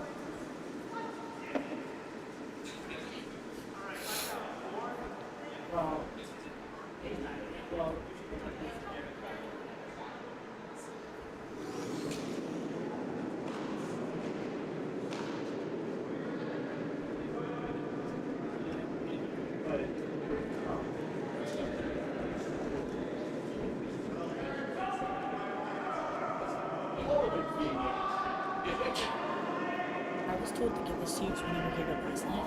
Thank you.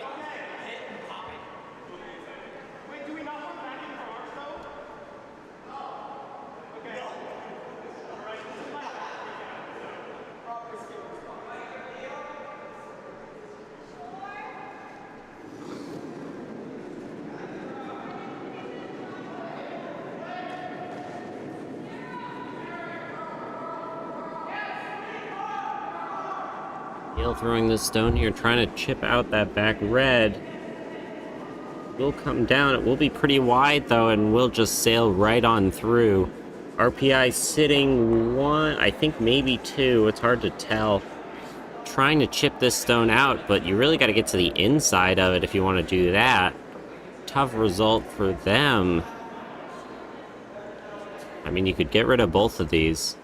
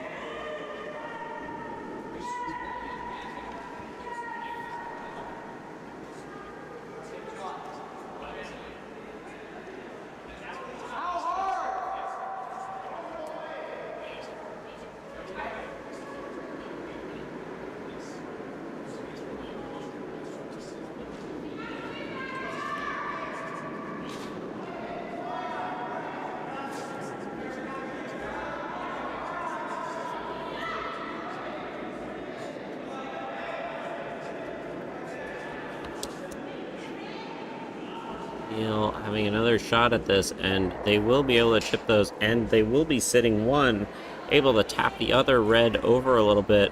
RPI should be able to draw down to this, come down to this stone, and just tap it back a little bit, and sit two. This will be a very good result for them. You really don't want to get rid of that yellow stone in the middle. You do just want to tap it back, because it will provide you some backing and some safety around the button, but you do have to move it, otherwise you are still letting Yale be the scoring rock.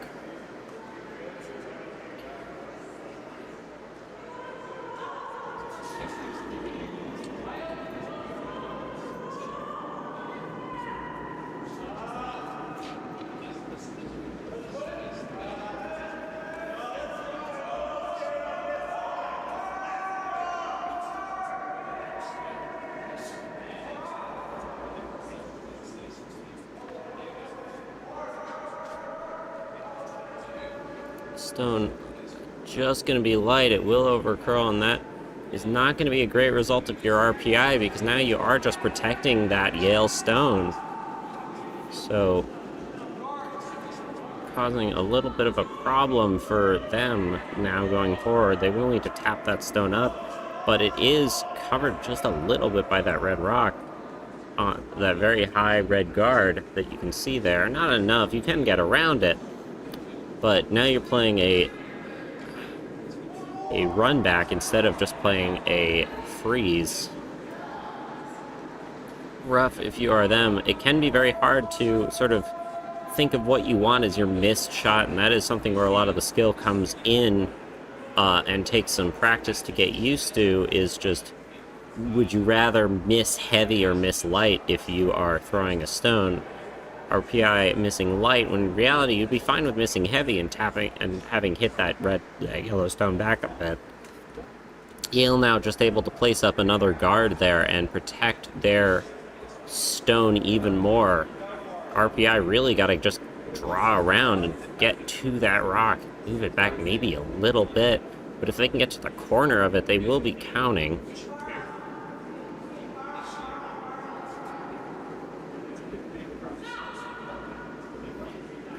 Questioning what they want to do, but I think that's what they're going to go with.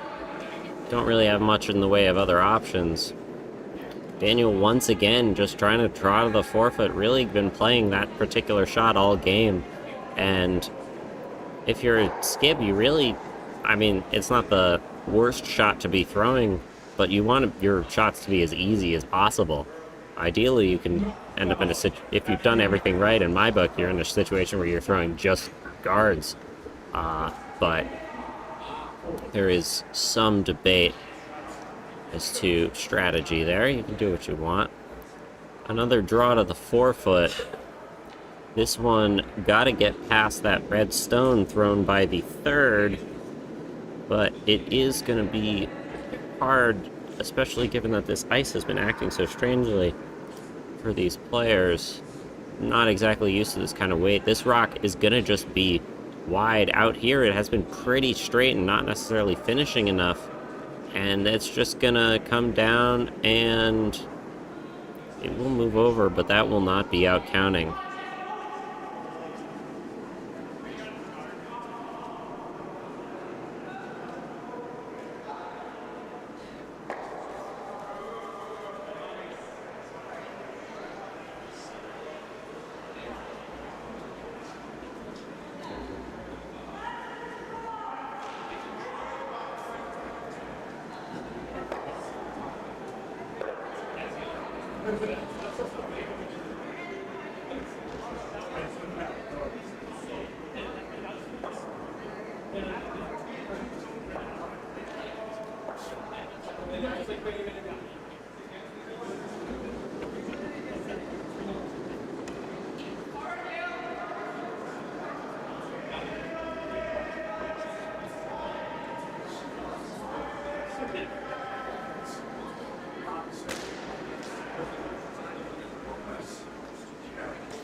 Yale now just with the ability to draw. They would want to get a second counter if they can, but in reality, you're fine with just leaving this one high, covering that entire area and making the draw to the button really hard for RPI.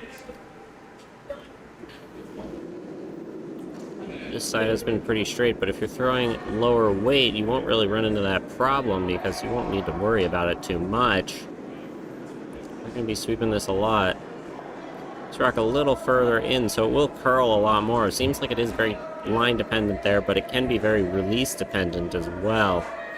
This rock coming down nicely. Going to lay off. They just want it wherever it is, and that's going to sit right in the line of the draw path. And RPI now needing to figure out a way to get one here. It's not really an easy shot for it.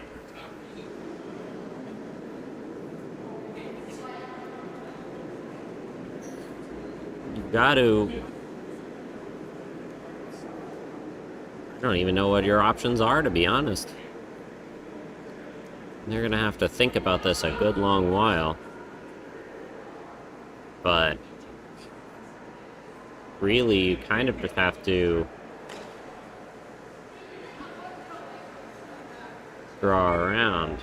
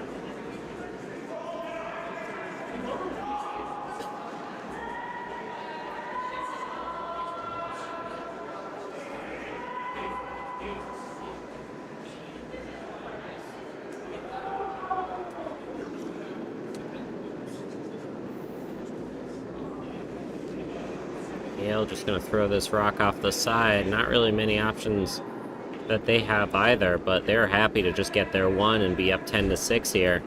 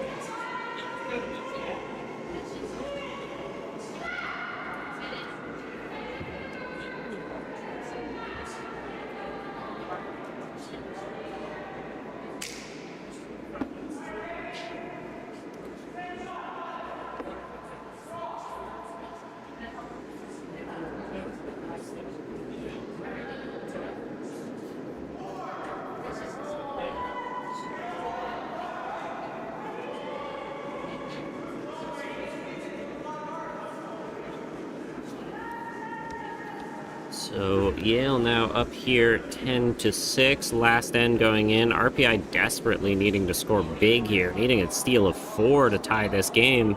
They will get their full 8 ends in, which is good for them.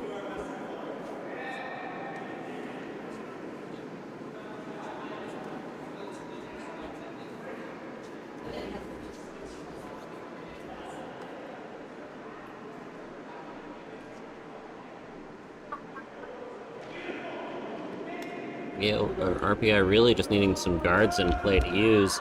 This rock looks like it's a little heavy, though. Looks like it's really heavy, and it is falling off the edge of the sheet.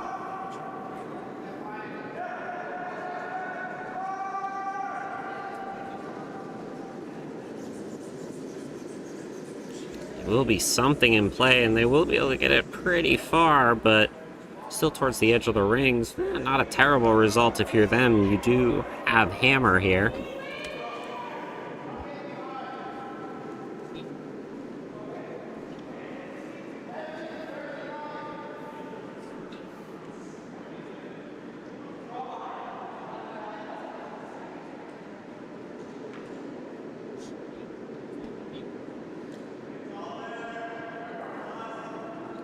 Sorry to say I didn't update. We did have a final score on sheet 3. Colorado State beating Bowdoin 1 10-0. They played 5. Seems like they shook in the 6th.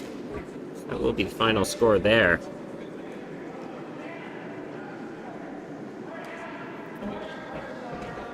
Meanwhile, sheet 1, we have Bowdoin leading MIT 2 7-5 after 7. Bowdoin with hammer in the last end here, just needing to avoid a steal of 2 to take this game. Sheet 4, we're in the last end here with Harvard and Yale tied. Harvard with hammer, just got to get 1.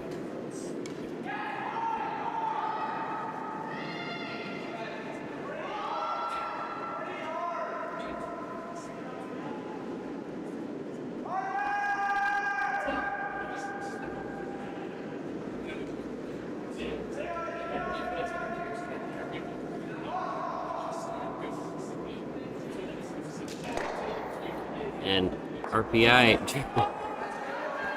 managing to throw quite the shot there to get rid of that yellow stone. Doesn't help them too much because it does get rid of their only guard, and now Yale able to just hit this out, but hell if that didn't look fun to if that didn't look like a fun shot. I apologize for my lack of commentary. I am busy trying to update scores across this game, across this sheet. Is that effectively they're going to throw their hit here. Looks like it is going to be nice. It's going to come down. They don't really need to be sweeping it too much. Going to try and knife it over. Just going to hit that just the side of nose. Get rid of a little bit. Move a little bit to the edge. Honestly, if anything, you might have wanted to sweep that more straight and just try and roll to the outside, but not exactly a situation you got to worry about. If you are Yale, you're just trying to get rid of these stones. RPI has, what do they have? They have 5 stones to play, and they've got, or maybe 6? I can't really see. Sorry. Yeah, they have 6 stones to play, and they got to score 4, so they got to get these 2 in the rings, or they got to get 2 guards going and get all these stones in the rings if they can. Opting instead for the hit, and this isn't really going to help them too much because even if they make this, it's an open hit, and their stones are going to just, their number just keeps going down in terms of what they can use. This is going to stay wide, and that's just going to end up sailing right on through. So now with 5 stones left, and they got to score 4 points with those 5 stones.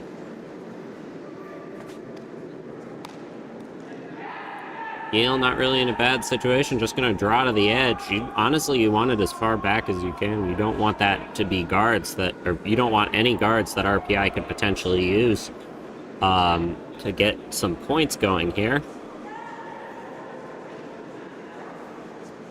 I am sorry, I have yet to update your scores for this end.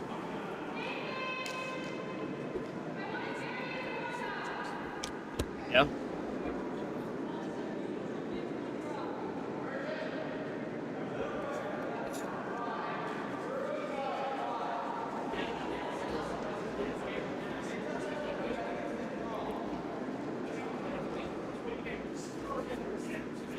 Ooh. Sweeper for Tim slipping a little bit as he comes down to the stone. Gonna be okay and gonna finish that rock and gonna end up right just about where he called for it. Be a nice shot. And Daniel in a really rough spot, calling for a hit here, but honestly, you need to move these stones a little bit towards the back of the rings. You need as many rocks as backing as you can get, because otherwise Yale is just going to be able to hit this and then hit your next, and then you're done.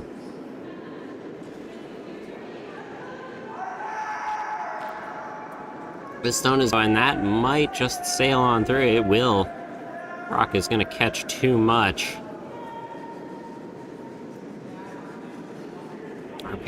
Oh no!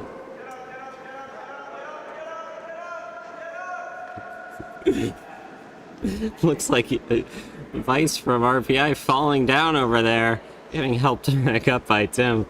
It seems like he was okay. Looks like he avoided hitting his head, which is good. But Daniel trying to wave for him to get up so that it doesn't melt the ice, which we appreciate here, but obviously it's more important that you're safe than anything else. We don't care that much about our ice. We'd rather these kids be safe and play well. Continue to be able to go.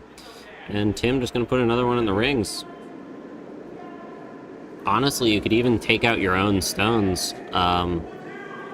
Get rid of anything that that RPI can use. Guards tend to not benefit you here, but at the same time, you do only have 4 stones left to play, and there are 4 to, or RPI does only have 4 to play, and they're gonna opt for a hit here. Probably need to hit and roll under that rock as a guard, and be sitting on like 9 o'clock on the button. Or on the 4-foot, rather. Gonna sweep very aggressively on this. Looks like it might be close. Gonna try and sweep as good as they can, but that stone is curling, and it's curling fast. Gonna try and sweep as much as they can, and it is going to catch that stone, but it might roll out. Tim here gonna try and sweep this stone as far as he can get it, but it will stick around just barely. Not in a great spot because it isn't being out-counted by either of those, or sorry, it's being out-counted by both of those yellows. Really wanted that undercover, got really close, just a little light, and now Yale able to just throw a straight hit at this, and if they get it, that is going to be the game. Looks like it is going to be kind of narrow, might end up hitting their own. Not a terrible result. No, it will get by, it will chip off of their own, and it will get rid of that red. And that will be our game. Final score, Yale 10, RPI 6. Managed to play their full 8 ends, and we will bump over now to sheet 1, where we are finishing up an 8th end of another close game. Sorry, hold on. Sorry, we're going to bump over to sheet 4, actually, in a tie game. Skips last rocks here. Really thinking here on Yale. Harvard sitting 2. Yale needs to get a rock to full 4-foot if they want to outscore and win this game.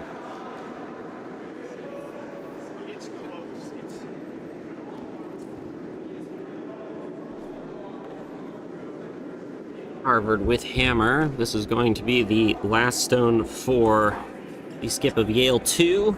His name is skip of Yale 2, Marco Opeña, cognitive science major, originally from Scottsdale, Arizona.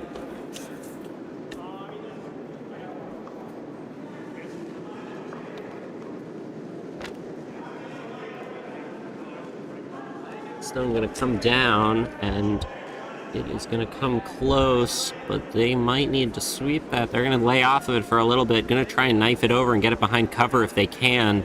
That rock going to stay pretty wide. Might get by, but it is going to sail through. And that is going to be a victory for Harvard 1. And they're going to take this game 7-5, I believe, will be the final score. I'm not sure how this works here. I'll mark it as that.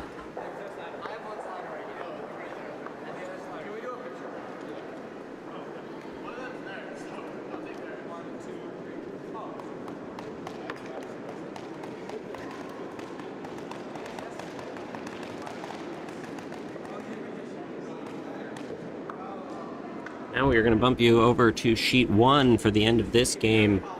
Bowdoin throwing their first skips rock here with hammer. MIT does have 4 in the rings, but they are only counting 1 at the moment, and they do need 2 to score and win and tie this game at the very least. You gotta watch out, guys. They're going to be sweeping this as hard as they can. Going to try and get it in. Want it to get full 4 ideally, but you'd be fine with some other options. And now MIT is forced to throw their last stone here and get somewhere in the 4-foot, or maybe potentially get rid of that red in the 8-foot to sit 4. Neither is by any means an easy shot. Opting for the draw, definitely the easier of the two.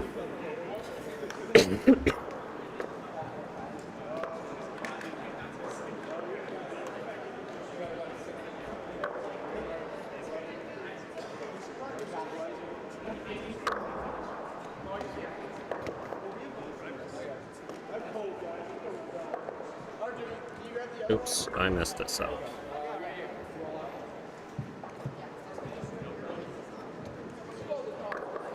Get 2 there. Calls. Let me finish this last rock here. Yep. Skip from MIT throwing their last stone. That is going to be light, and that is just going to crash into those, and that is going to be a victory for Bowdoin, who win this game 7-5.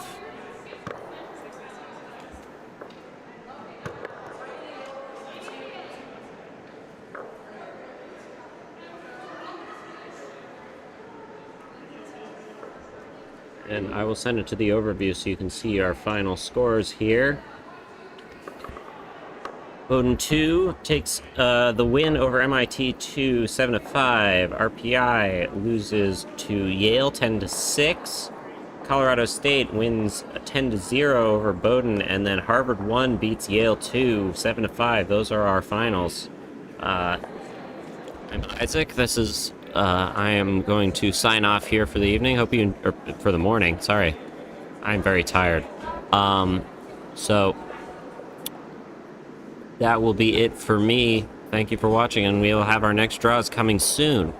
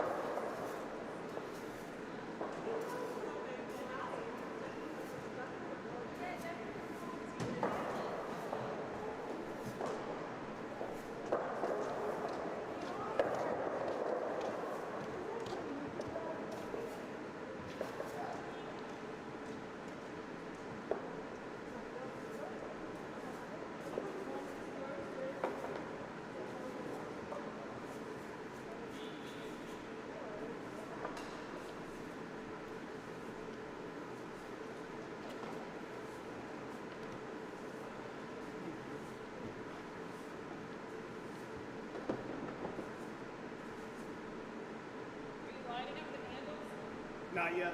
Not until after the drive.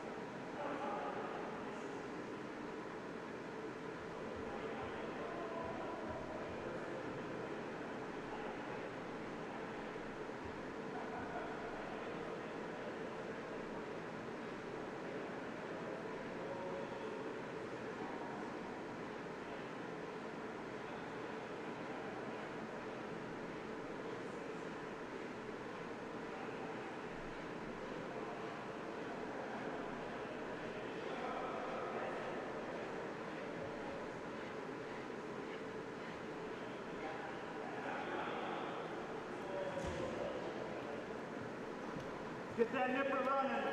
Course ready to go.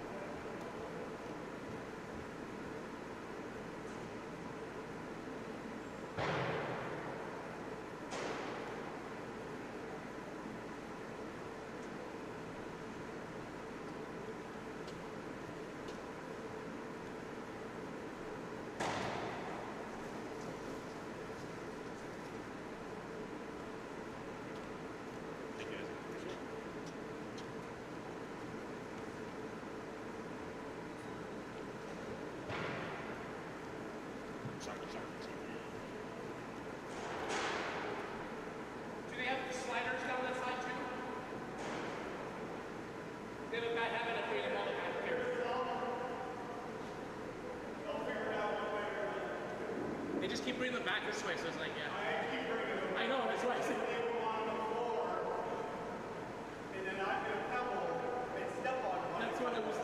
That's what I'm like worried about. Yeah. Oh, got that. Okay. Yeah. Yeah.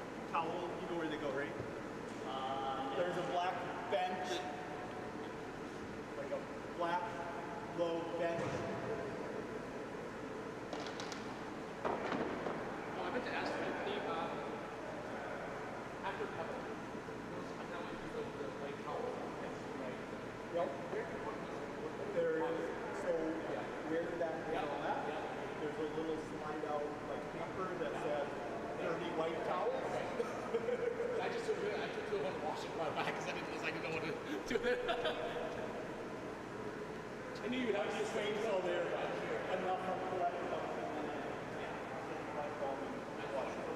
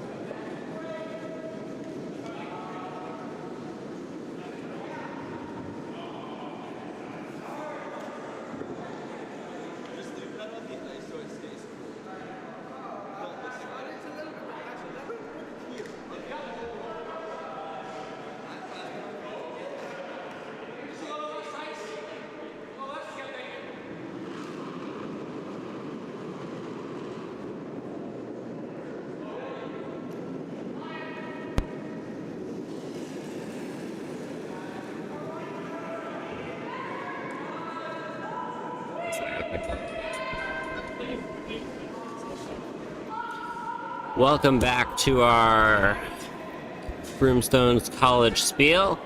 For our games, I am your host, Isaac Safran. I am here to broadcast for you the game of Castleton versus Harvard 2.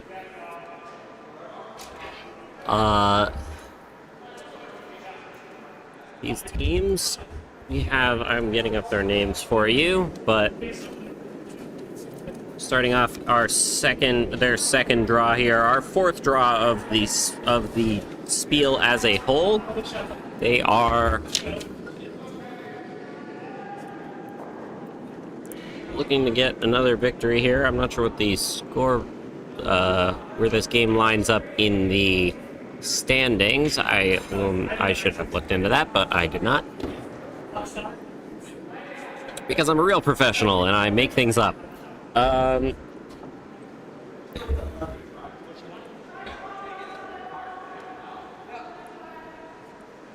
lineups here, for Harvard 2 are their lead, Athena, their second, Ethan, their third, Jason, and their skip is Rose. For Castleton, their lead is Tanner, their second, Keaton, their third, Kaylee, and their skip is Remy. A wide variety of experience here across the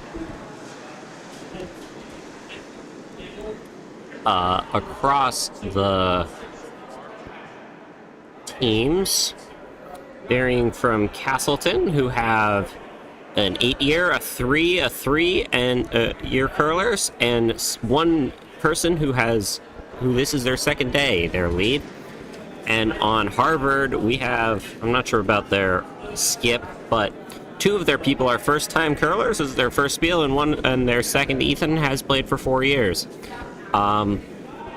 Leading us off, Castleton gonna hog their stones here. Ooh, gonna manage to sweep that over just barely. Worked really hard to get that to center line. They do have hammer, though, so not exactly where you want that stone.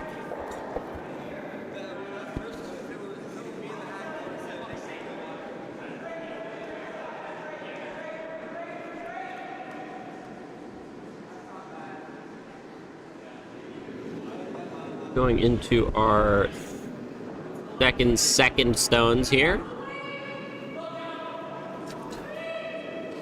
For Harvard, Ethan Lee, hometown of the Penghu Islands, Taiwan, and Shanghai, China. He is a physics and East Asian history major. He has curled for 4 years. He is the top 2 listener in China for Phoebe Bridgers. He collects vinyl records, and he designs lighting for musical theater on the side. Very, very busy, these kids.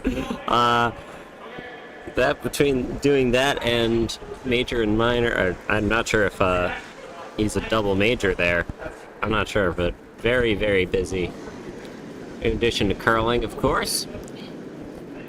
Our second from Castleton, Keaton Nunn. He is from Stouffville, Ontario, and he majors in statistics. It's his third year curling, and he also plays baseball collegiately. I wish he specified what position he played there, but interesting to see. Lots of variety in terms of sort of what people like, what people do outside of curling. Some people, this is their only sport. Some, this is their second or third. Gonna manage a very nice hit there to get to that yellow stone of Harvard. Now sitting 1 for Castleton. Harvard looking to draw around or maybe corner freeze to that. Not sure exactly. But that stone is right on the top of the 4-foot and completely covered by that guard. So looking to draw around, it seems like.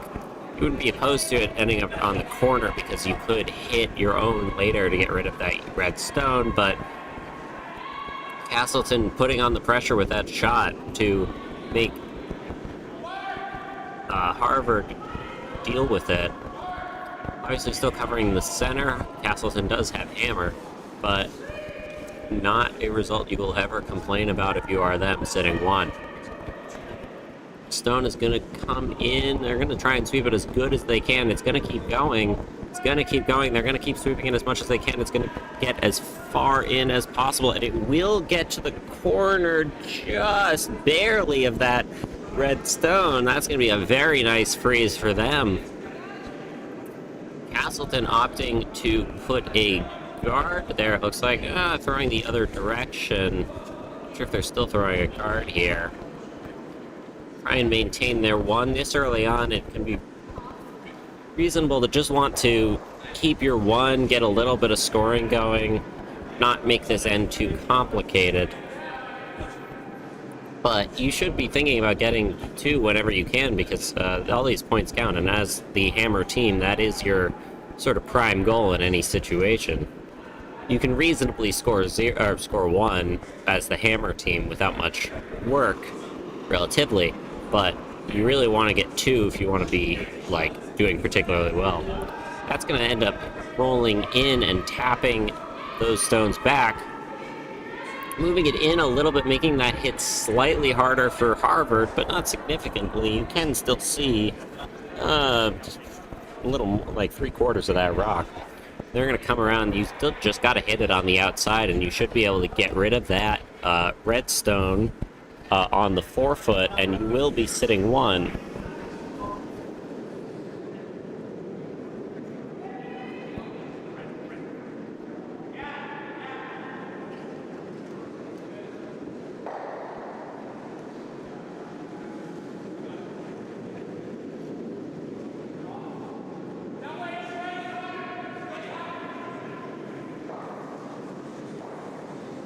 This stone is going to end up just being really wide, though.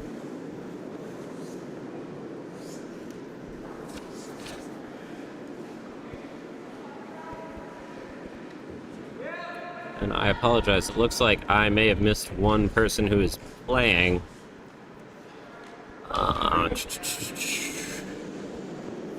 The right sheet.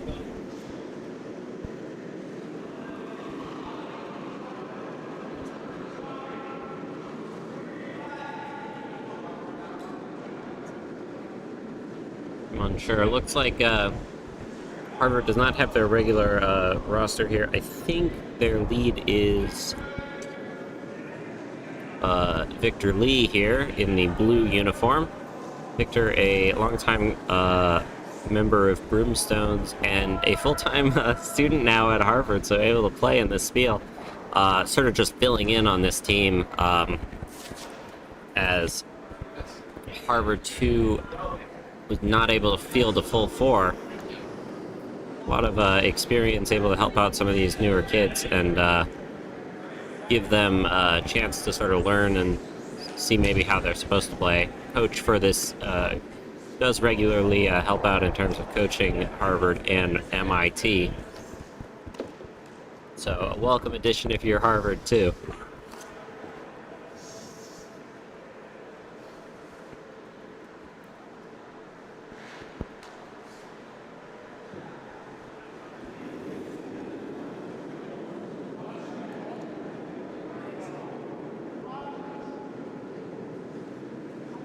Harvard once again opting to try and hit this yellow stone. Now a little bit more covered due to some of the other reds in play, but still very much there.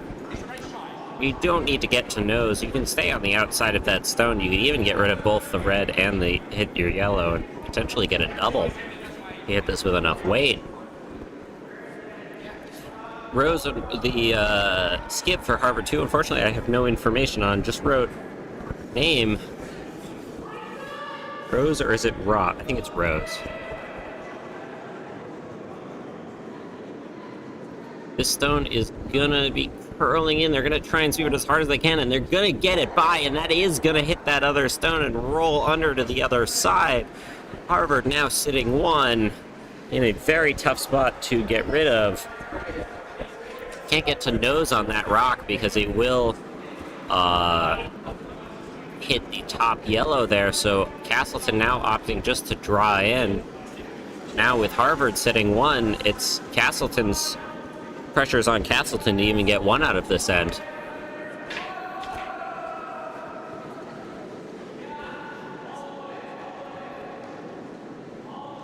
And sweeping there, definitely making a big impact on that shot, making sure they could hold that stone out and avoid hitting the red in the center, which they did.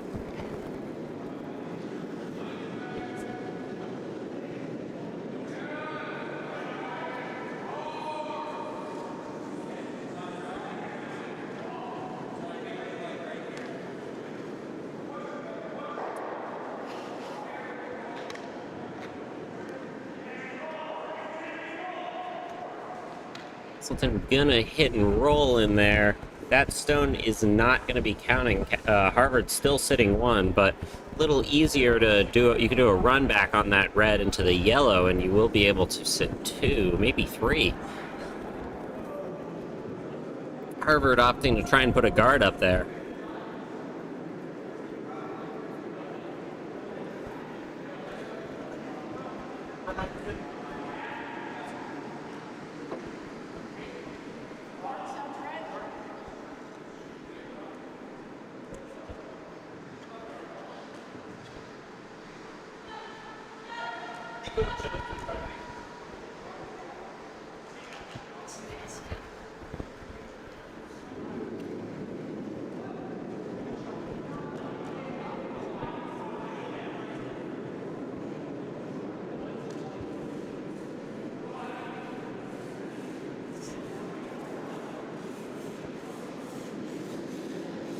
Stone is going to come in, and it will come in pretty nicely, but it's going to be pretty heavy as well.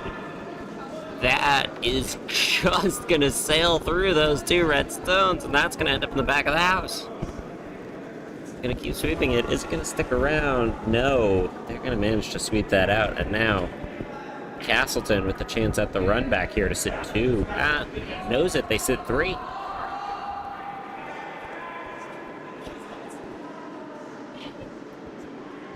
Unfortunate result if you are Harvard, but no shot, especially in college curling. The new, lots of these people are new, not the skip of Castleton, but a lot of these players are. No shot is necessarily a given. Here we have Remy Maynard, the skip for Castleton, throwing his first shot. Throwing his last shot. This is Hammer. That's on me. This is going to end up being wide, though. And that is not going to do it. Castleton instead going to score 0. Harvard is going to score 1.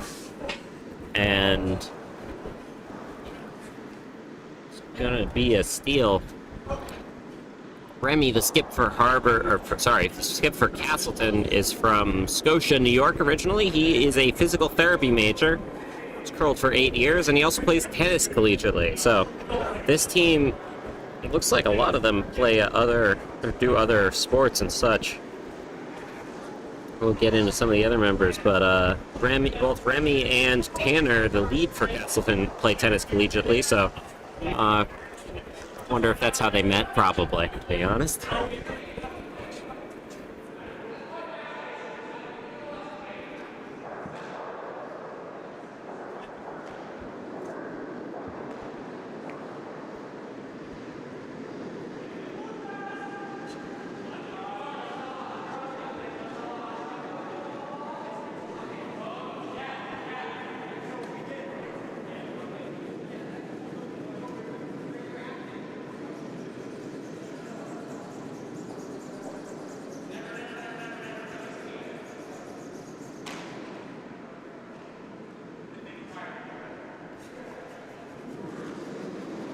We have our first ends underway across these sheets. I will try and get you a score update across the draw as a whole. Going to focus primarily on this game on sheet 2, but I do want to make sure people know what's going on elsewhere.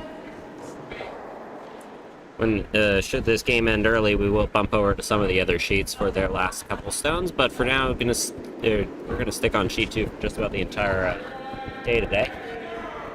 And I think actually for the entire day today. I don't know why I'm prefacing that.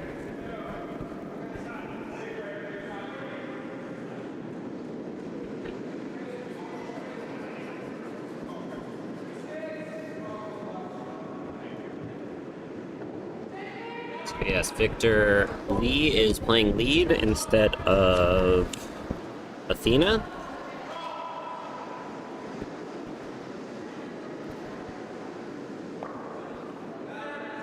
His first stone pretty deep to the back of the 12, but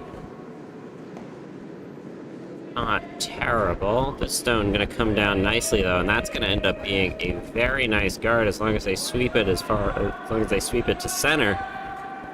Lay off it though, because it might over curl a bit. That is just barely going to stay out of the rings. We have a very tight guard and a very good shot from Victor.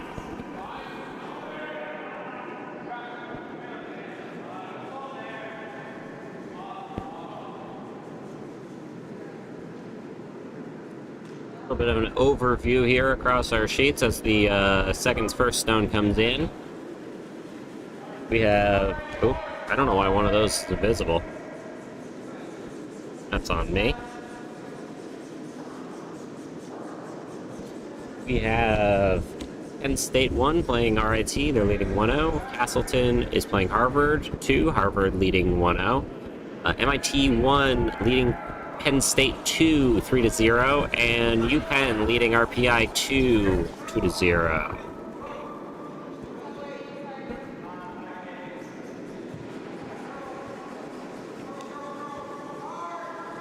Second shot just going to sail through and be touching the back of the 12-foot. Not really doing very much for you if you're Castleton.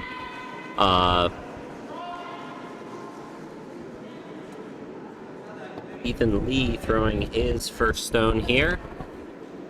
Gonna try and draw around and be, top 4 ideally, but wanting to cover more of this area, get some more rocks in, and force Castleton to answer some questions. You should be able to, or if you can get this to top of the 4, you can steal later on in this end, but obviously we're still pretty early. This stone gonna be kind of light, but it's gonna be swept. They're gonna keep going. Going to get it to move pretty far, and that will get into the house, but it will just stay top 8 and will not be behind cover. Oh, it'll be full 8. Quite the sweep from Victor there, finishing it with a bit of a skip.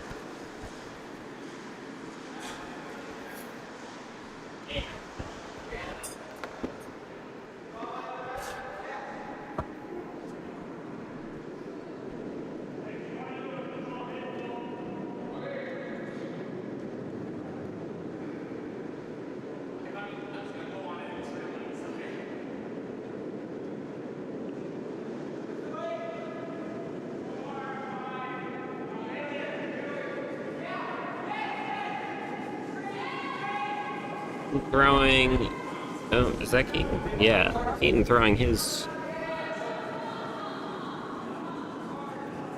Actually, I might have numbers wrong. Give me a sec. Yep, I'm good. Cannot keep track of these games, even though that's my job.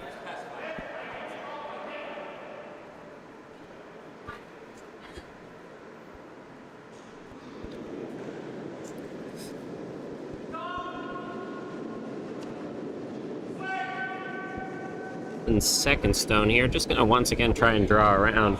Gonna stay on this side. Might have been a little easier to throw the draw in the other direction, since you don't have that yellow covering it, but you can always play to tap yours in a little bit.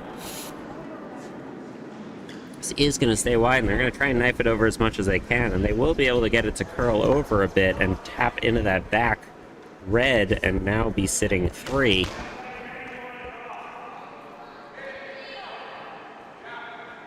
And is looking dangerous for Castleton.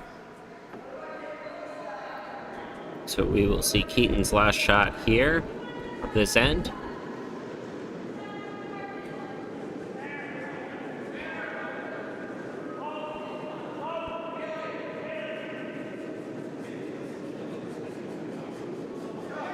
This rock is going to come in and it is going to catch the side of that, and it will roll to the edge. It will in fact roll out, keeping the house relatively open, so not a bad result if you're a Castleton, but you would prefer that rock have stuck around.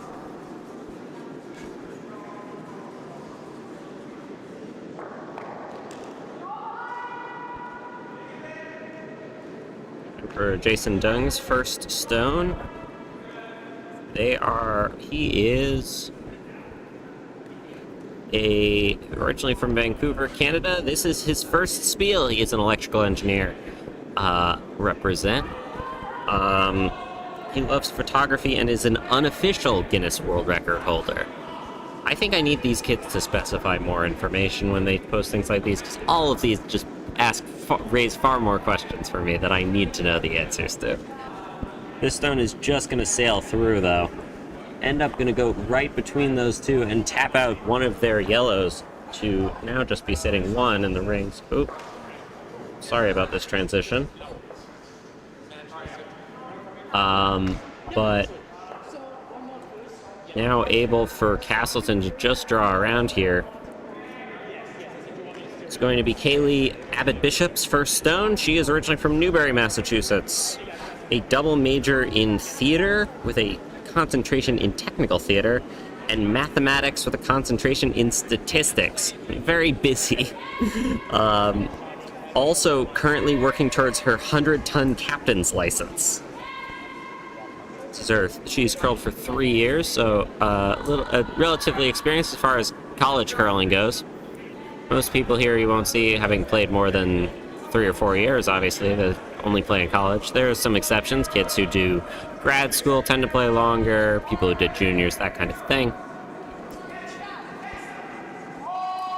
Gonna keep swooping this rock in. Looks like it is gonna go right onto that yellow stone, and that's gonna be dangerous for Castleton because it is just gonna tap that up and be counting.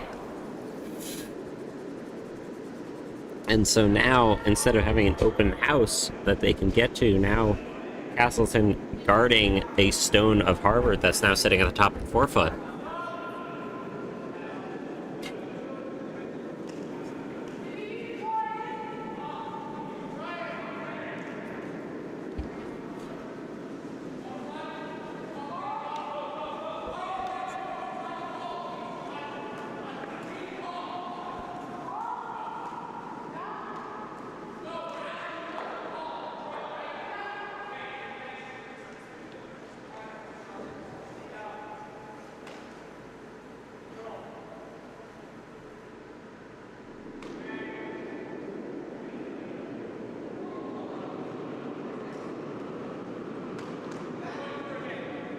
Jason pretty wide on this stone, ended up sort of falling over and kind of pushing it out. Trying to do whatever he can with it, but it is going to be pretty heavy. That stone just going to sail through. A little bit of a sweep and skip from Castleton.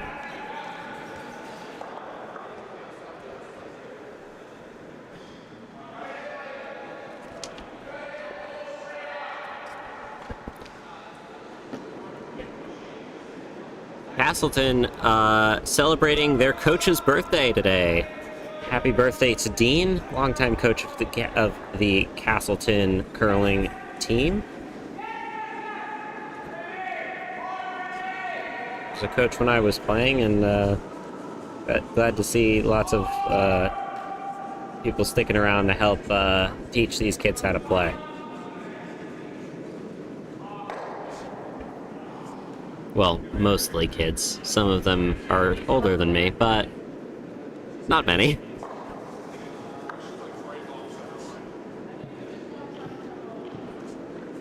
But yeah, happy birthday, Dean.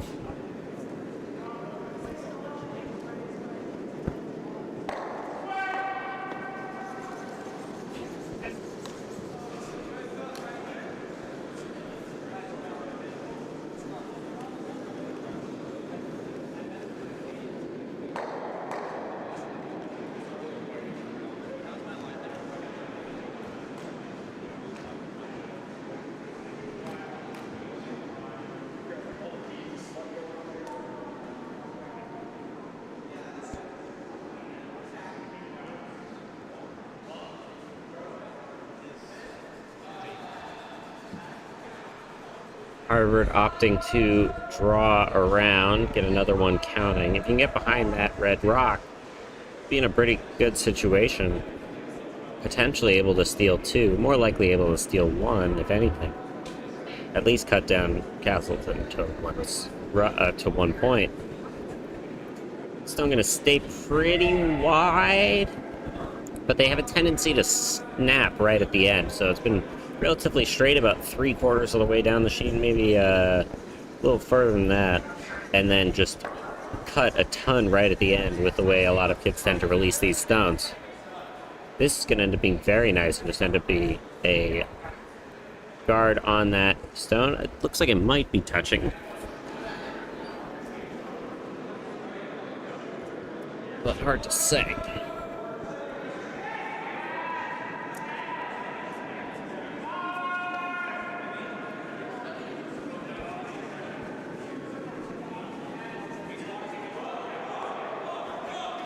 Remy deciding on what he wants to do with his first stone here, looking like he's trying for the double. Should be there. You should be able to get both of these and stuff them out. Honestly, a situation where you might even just want to hit the top one and roll in and have a stone counting, or have a stone in the rings, but really got to get rid of both of those if you want to score big here.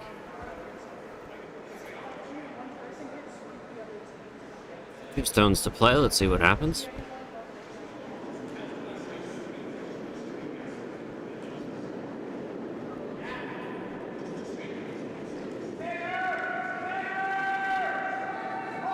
Start pushing this rock. It's a little wide. A lot of these hits have tended to be quite wide lately. Stones are quite stones are running quite straight. That is just going to end up sitting in and being another, getting rid of that, and the Harvard stone will still be counting. Not a horrible result if you're Castleton. You're fine with leaving that stone open. It'll be an open hit for one. Can't really hope for much more at this point in this end, but obviously not ideal.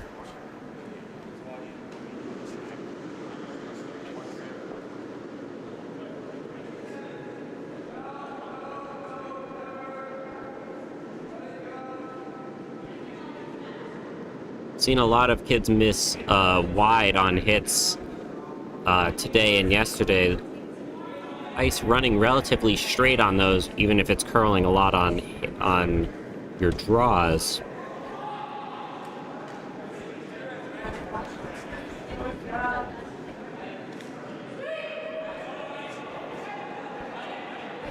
Going to draw this in nicely, and it is going to sit up there. It will over curl a touch, but it will be covering that at least enough. Now, Castleton needing to make sort of a low weight hit to bump this back. Gonna try for it against 4. Honestly, probably more sensible just to draw in and hope for your best. I'd rather do that because the hit, you miss that, you suddenly give up a big end of 4. And in situations like this, especially this early, you're not going to be opposed to giving up just one or two, or giving up just a one if you can. Lots of those Harvard stones are very far to the edges.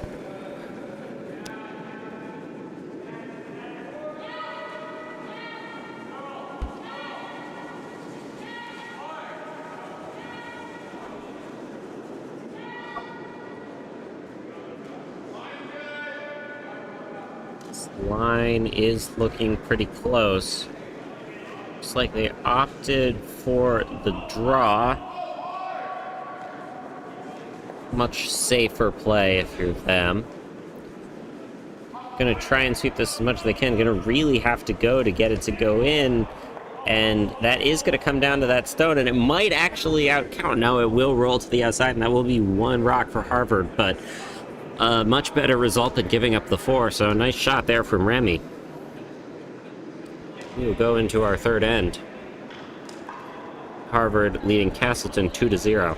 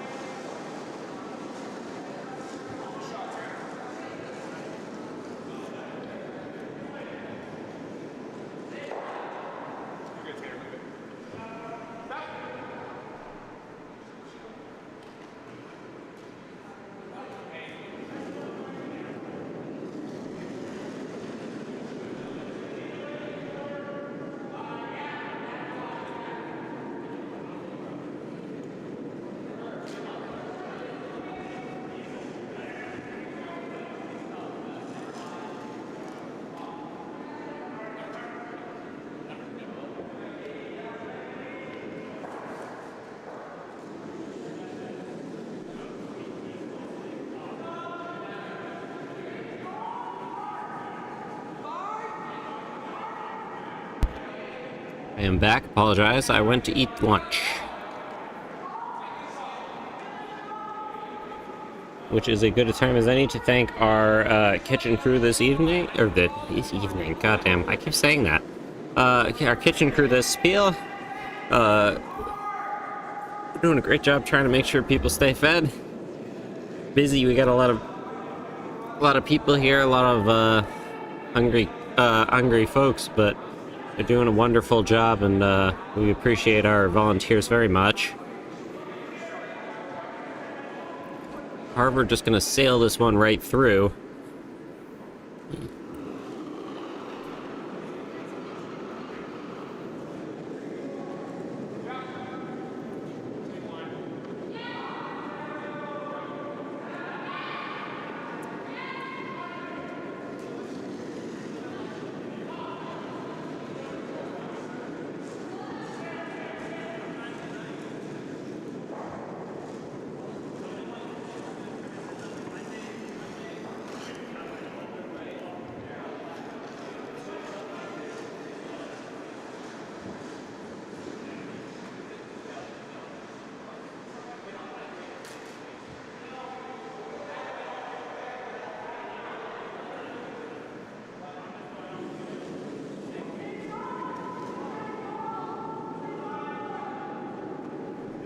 Castleton not doing much with their stones, so Harvard once again just trying to draw around that coverage. Castleton is just sitting 1 right now, but this could be an end where they have a better shot at getting there 2. After some kind of rough results on the previous 2 ends.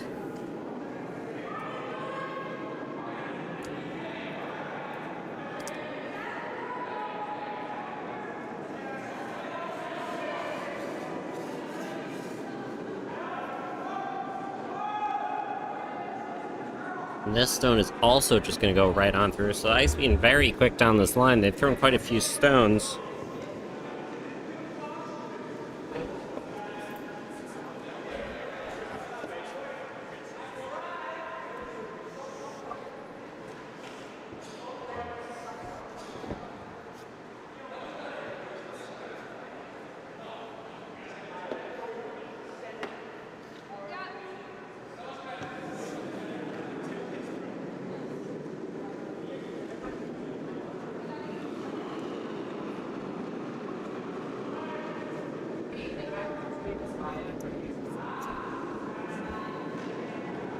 Castleton 2 just trying to throw down this line, though they could be fine with one being a little lighter, just ending up top 8.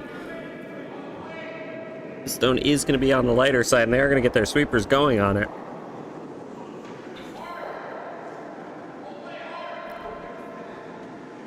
They're going to really need to sweep that if they want to get it in the house, but they're going. Oh, they're laying off. Got to get it by that yellow stone. If they tap that, they might be in trouble, and it will curl too much, and it will just end up being a guard. Definitely could have swept that a lot more. Unsure why they were hesitant to do so, but it can be kind of hard to judge, especially when the ice is this quick. Kid's much more used to playing much slower ice where that stone looks like it's gonna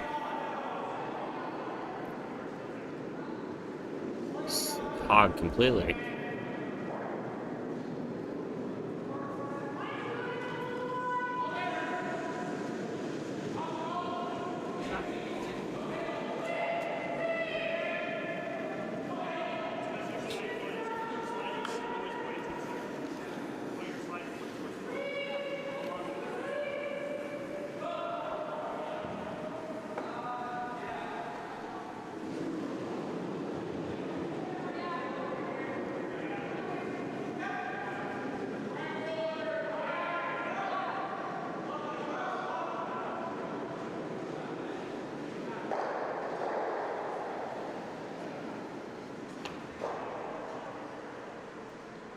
Harvard leaving 1 very close to the top of the 8-foot. Castleton able to just hit this and roll in, and they should be under cover. Coming from the right side, from the other turn, and that's just going to overcurl a lot. Unsure I agree with that call. Makes sense to try and come around this way. You might have a little bit better odds, but with a shot like that, end up being pretty narrow. Just going to sail right on through. Castleton still with shot rock on the back of the 8-foot, even if it is quite far from anything in particular. And gonna opt to hit that one stone, it looks like.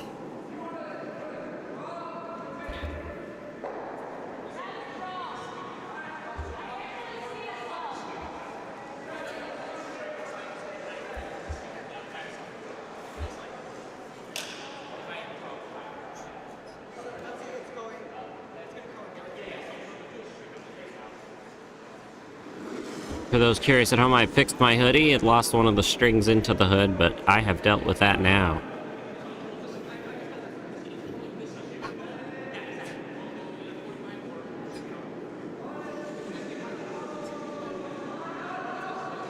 Harvard opting to hit this stone makes sense. You don't want there to be any chance of Castleton getting a 2 here, and if you get rid of this, then suddenly Castleton is going to be in a situation for just a 1. 2 still available with those rocks providing quite a lot of coverage, but a little harder. And if you're Castleton, you've given up 2 total.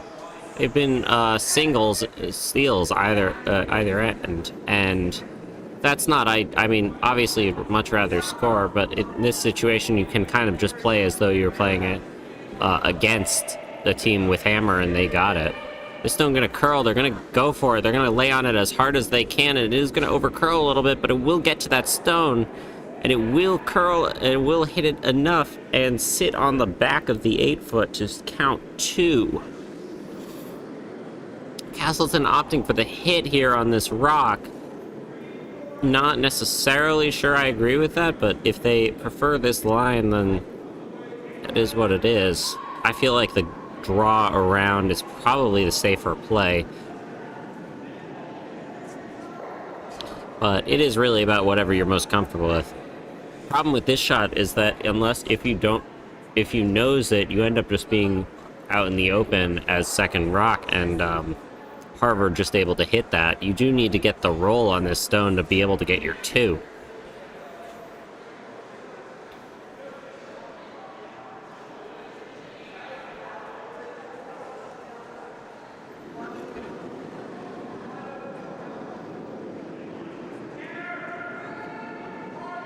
Gonna throw that rock down center with a lot of weight, and it's gonna end up running really straight. These stones do tend to do that. It's going to hit a whole bunch of stuff and move things around, but it won't move anything around in a way that helps Castleton out very much. Opens up the center at least, so they will have a shot for 1, but not an ideal scenario given that you do want to get your 2 here. So they will be forced to just trying to get 1, and Harvard opting just to put up a center guard. Ideally, you want this stone in the house. You want it to be top 12, because you do want to force them to draw against a little more. Honestly, you can even draw around your yellow stone at the top of the 8-foot and get somewhere in the 4-foot and really put the pressure on. Doesn't change the shot particularly much, but those are the kind of options that you need to be thinking about as a skip when you're discussing which shot you're going to throw and what your sort of contingency plans are when things inevitably go awry.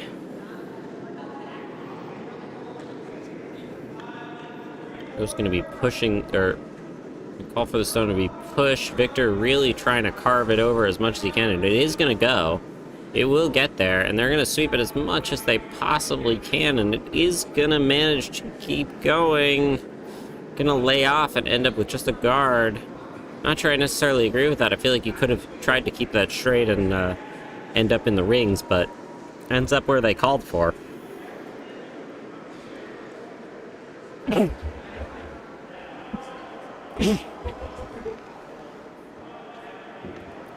Now Castleton, Remy here, stuck with just drawing for a single. Got a lot of room, just gotta touch, gotta get most of the 8-foot.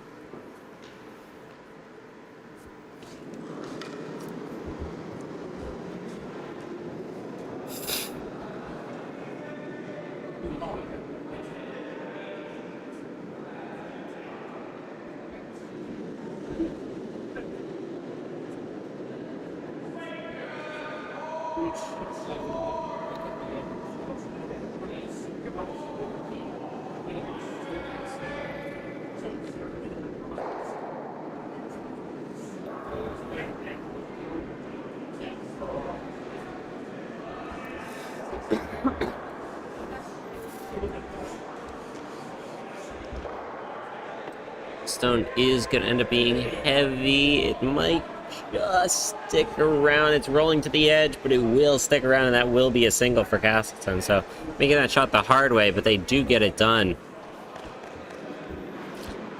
Now Harvard leading 2-1 with Hammer.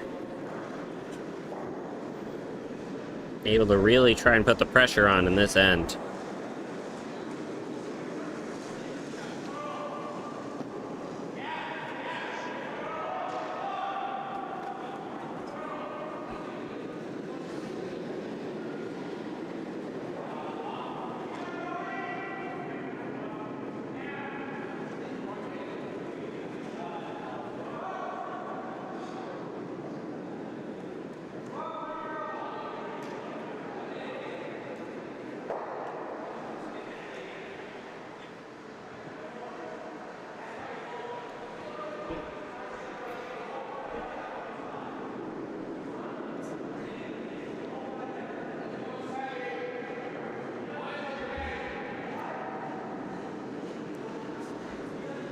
Castleton's lead, throwing his first stone. Tanner is the name of the lead for Castleton. He is from Rutland, Virginia. Rutland, Vermont. He is studying sports management. This is his second day curling. First day curling being the first day of the Spiel. Oh wait, no, sorry. His second day was yesterday. Today is his third day. Been on the ice once, and you know, that's one of the fun parts about curling, is that you really can just go on with no experience, and it is a lot of fun trying to play a spiel, especially very early on. You get a lot of practice in. For a lot of these kids that might only be playing once a week, so you get 3 games and you're talking 3 weeks of practice in one weekend. And if you go further, it can be even more. Harvard opting to throw the corner guard instead of hitting. Very sensible decision. That rock is gonna move a little bit, and it will just end up in the rings, top of the 12-foot. Not a terrible spot if you're them, but not the ideal shot.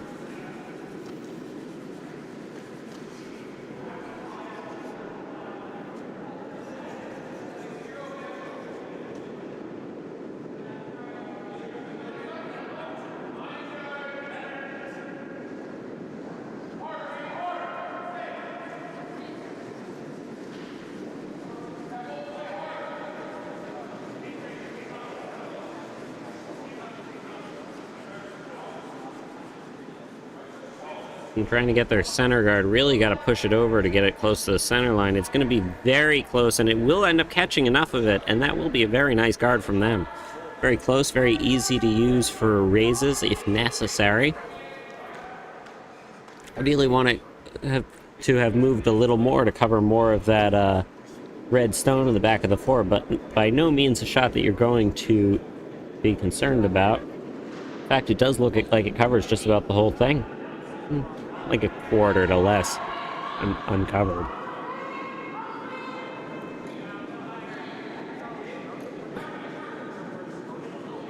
Harvard really trying to sweep the second stone to get it in. It's going to be kind of on the light side, but it might get close. No, it's just going to stay high, and that's... Ooh, nope, they're going to be able to get it in. Never mind. And that is going to end up being a top of the 8, or almost top 4. Very nice shot there from Victor. The second shot. Well, they were already second shot, but now they're second and third.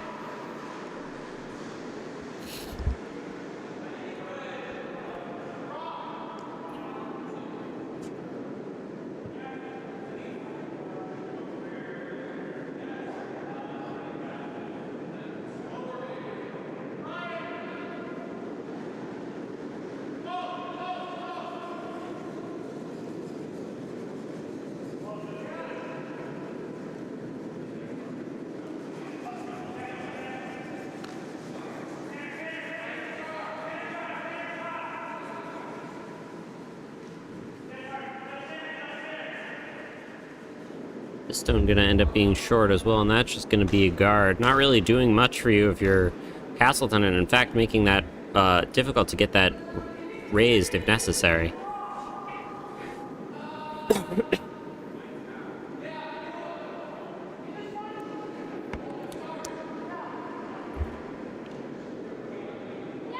Harvard looking to get rid of those top 2 red stones.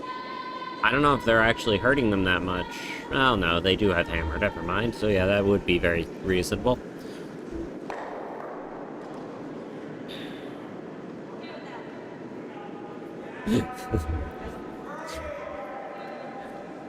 Harvard's Vice there, getting set without a slider and needing to get back up and do that. Shaking his head a bit at that, but that is a mistake that we all make. And you sit down and you get set and suddenly you realize your left foot just ain't sliding at all and you're wondering why.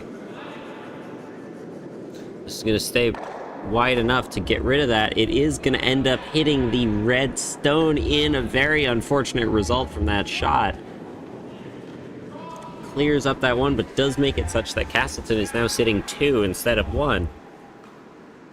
And maybe even getting the Yellowstone out enough that it's no longer counting. I think that yellow on the left side might still be in play, but it's hard to tell from this camera angle. No, it's out. That's definitely out.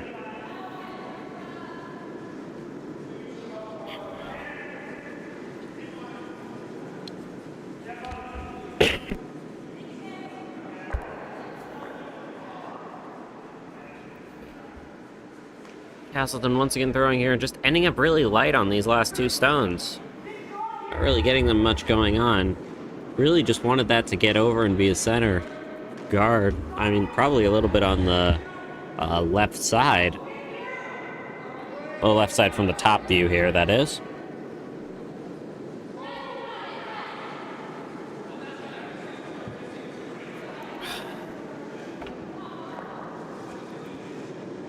Skip opting to ask Victor for some thoughts on what maybe to throw. A little unsure about the call. Rose opts to just throw a draw right down to that. Very reasonable. Get those on the back of the just behind the tee line. You should be able to get to those and not run any risks. You got lots of backing, you'll be sitting 1, and with a chance at just hitting your own and knocking those out later. It's going to over-curl, or it's going to start curling, and they're going to really try and sweep it as good as they can. It's going to keep going. It'll get by that red. They're going to get it to go as far as they can, and it will get there. Get to the inside of that and be sitting right on the button. Very nice shot there from Jason of Harvard. Great sweep, great call across the board, very much a team shot.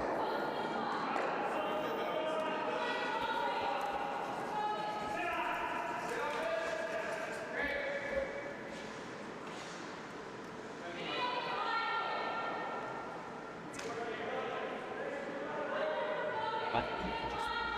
Yeah, I think so. Oh. Jason, it says Jason was their 3rd, is he not? Yeah. I'm sorry, that was that was Ethan. I'm forgetting who's throwing what stones.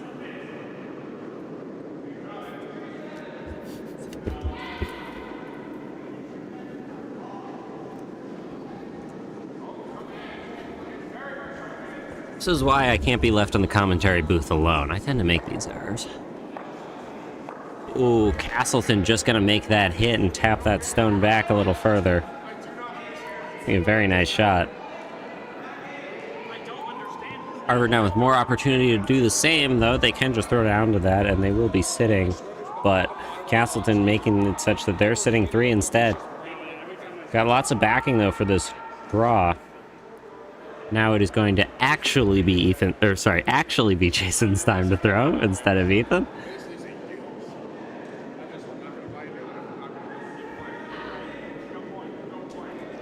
Gonna fall a bit here. The stone is gonna be pretty heavy, and they're gonna try and keep it straight. I'm sorry, they're gonna be pushing it as much as they can. But now they got to keep it straight. That stone is going to crash into that red on the top and maybe raise it in. It's going to hit the yellow stone of Harvard in a little bit.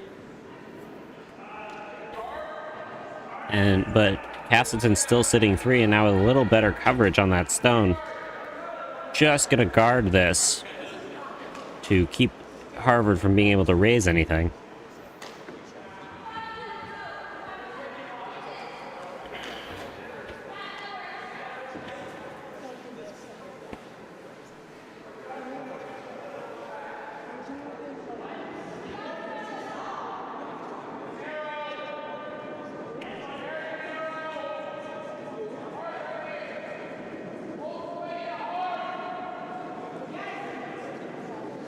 Gonna throw this, but it's gonna end up just being really light, and they're just gonna...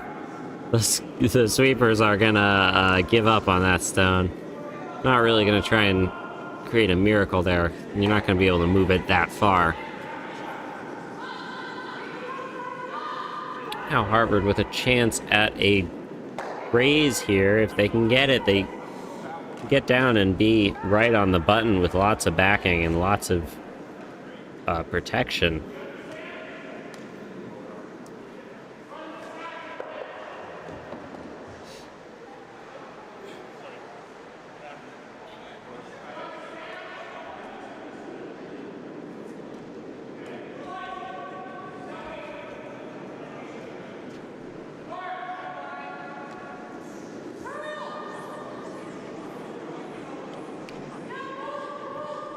The stone is going to end up being really light, though. They're going to be sweeping as much as they can, but I don't think it's going to push their stone very much. It's going to keep on coming in, but it is just going to stay as a 2 right about. Not really accomplishing much for them, and in fact, protecting that raise a little bit. Castleton opting to throw around the other way to protect that side. I think the raise is still there on the yellow stone, as hard as it looks. So, but throwing this side does keep Harvard from getting any ideas of throwing something particularly heavy.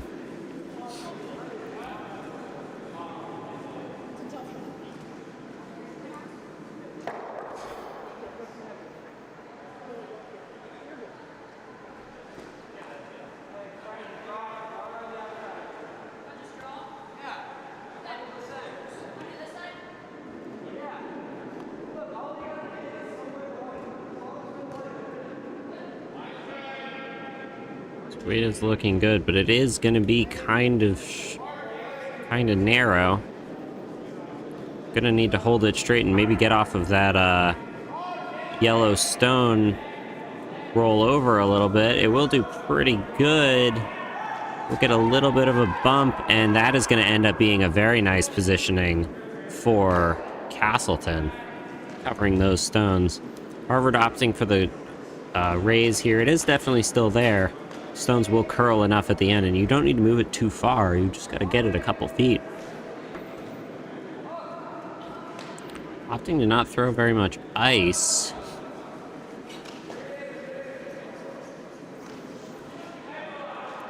These higher weights tend to run straighter, so this can possibly run into a problem for them, but we will see. They're discussing it down at the other end of the sheet to see what they want to throw. And opting instead for a little more ice. Yeah. Opting instead for more ice and trying to throw this at a lower weight.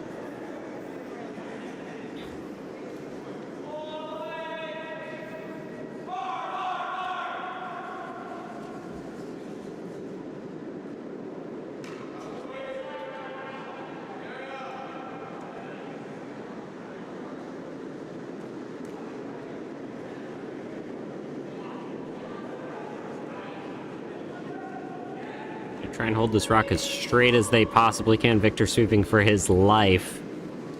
This rock is going to crash on that yellow, I think. Just barely, and that is going to end up covering a lot of the area.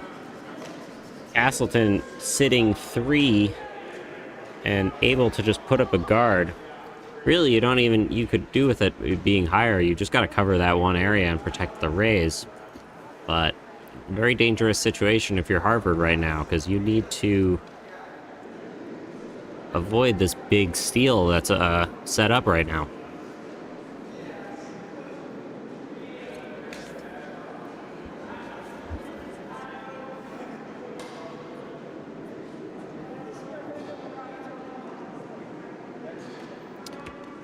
Got Remy's last stone here. Just gonna try the guard. Just gotta get covering that area on the forefoot. Higher up might be better if they can get it far out enough. There's not a lot of ice for this shot right now being called. But a little further up means it is effectively a little further out, so that will be okay in terms of... Wait, they really just gotta lay off it. It's gonna overcurl. They're pushing it in, but they really don't need to. They want it to be straight if possible. Play off the yellow a little bit, I think, but that's gonna end up not really covering much of anything. Makes the shot a little harder at least, but definitely still a raise available. Really your only option.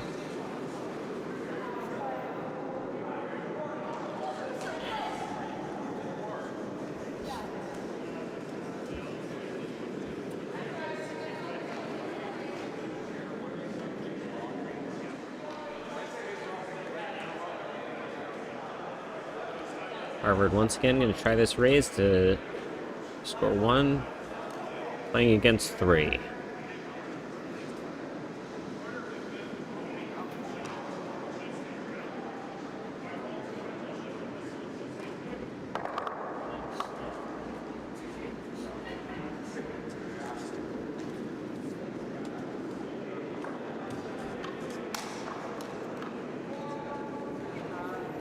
Stone is a little further out, but it is still not going to move too much. They're trying to keep it straight, but that stone is just going to crash on those stones in the middle. It's going to, in fact, hit the yellow.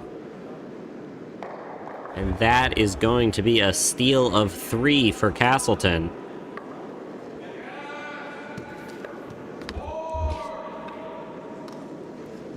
It's going to put them right back into this game. Not that they were particularly far out anyway. They were down by 1, but get a steal of 3, and now they're the ones calling the shots here.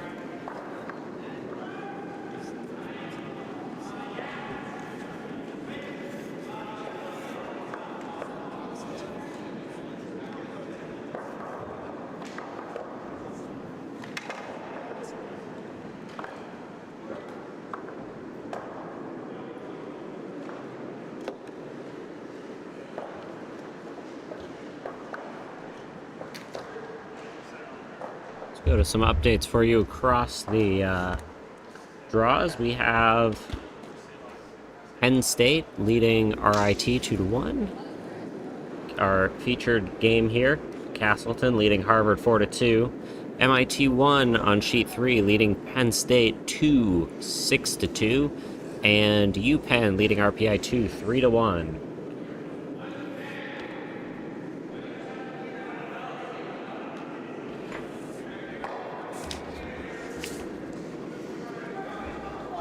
First stone here from Tanner is going to end up being deep. It's going to be wide, so that's just going to end up sitting on the 4, maybe a little behind T.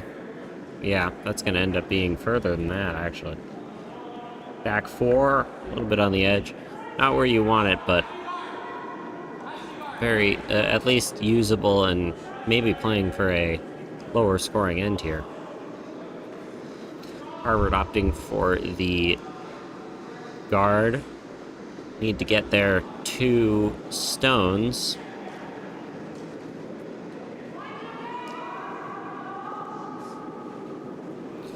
This is going to Victor's first stone here. It's going to be pretty heavy though. And that is just going to end up in the rings at the top of the forefoot.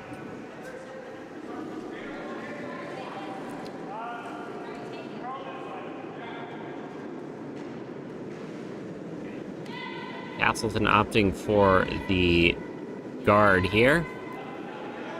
Most scenarios you tend to throw the hit, but especially with inexperienced front end, especially for a lead who hasn't played very much, you're really much more happy to throw these sorts of guards and draws where their hits might necessarily run into some issues. Stone going to be wide and a little heavy. It will end up in the rings, and it will be close to the center line. Very usable rock for Castleton, though. Might have wanted it a little deeper, but getting rid of this stone is not exactly... well, it's not trivial.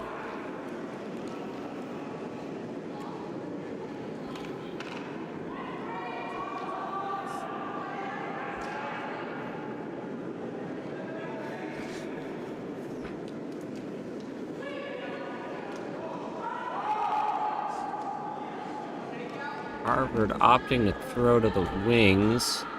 This stone is going to just barely chip their their stone a little closer to the center, and so now Harvard's still just sitting one with one on the forefoot. Castleton able to run this back if they want to have 3 stones in the rings.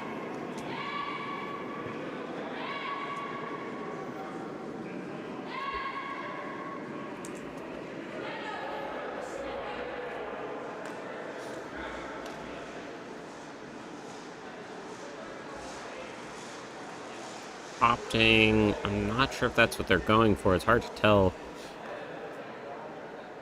if they're trying for that or trying to hit the yellow on the outside, but really you want to run back so that you can have your stones in the center and really make Harvard have some questions as to what they're doing. That is the call. Opting to try and get it over, and they're trying to get it as far as they can, but it is going to stay on the outside, and that is just going to chip both of those out. That might even, almost got rid of the 3rd stone of Castleton. That could have been really bad for them. Managing to be lucky enough to avoid that scenario, and Harvard now just able to place up a guard in the center.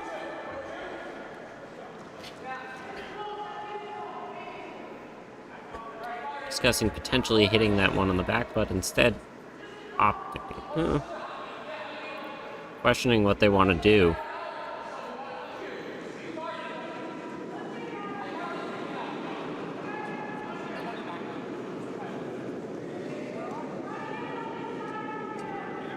Opting instead to go back and hit that red stone in the back.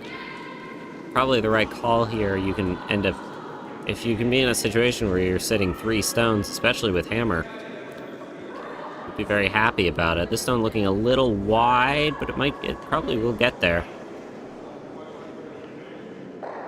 That will end up rolling out. Harvard sitting 2, but at least getting rid of Castleton's only stone, making it much more likely that they're going to get their 2 this end. Got to get rid of at least one of these stones here if you're Castleton, and opting to throw right between them and hope that they can get either.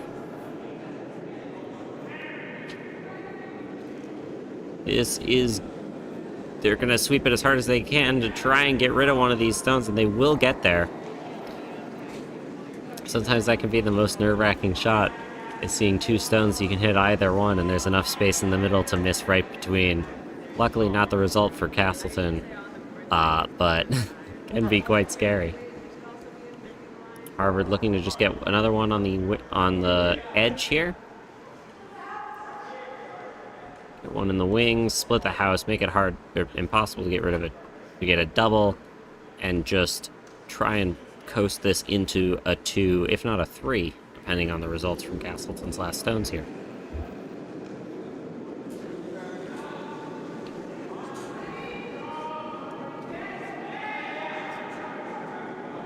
This is looking quite heavy, though. Sweepers are laying off and trying to hope that it doesn't. And if this goes through, which it looks like it will, with Remy trying to make sure, not really needing to do too much on that. That was closer to hack weight. able to just hit this stone and now be in a situation where they could get one, or this end might be a blank.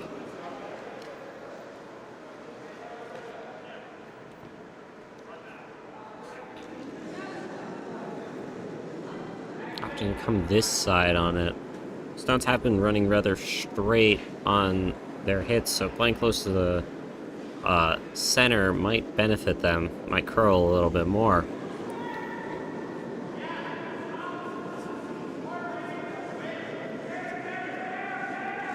That stone is going to stay pretty straight as well. They're going to try and push it as much as they can, and I think it might just barely get there.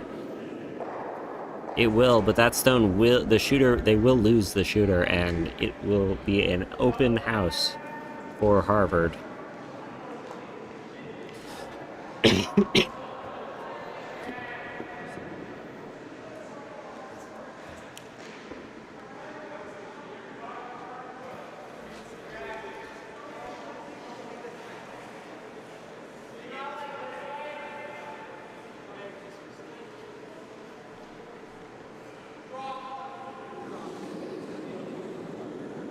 Harvard trying to get one to the wings here. They can get it there, make it a little harder to hit. Rocks towards the center tend to be easier to get rid of.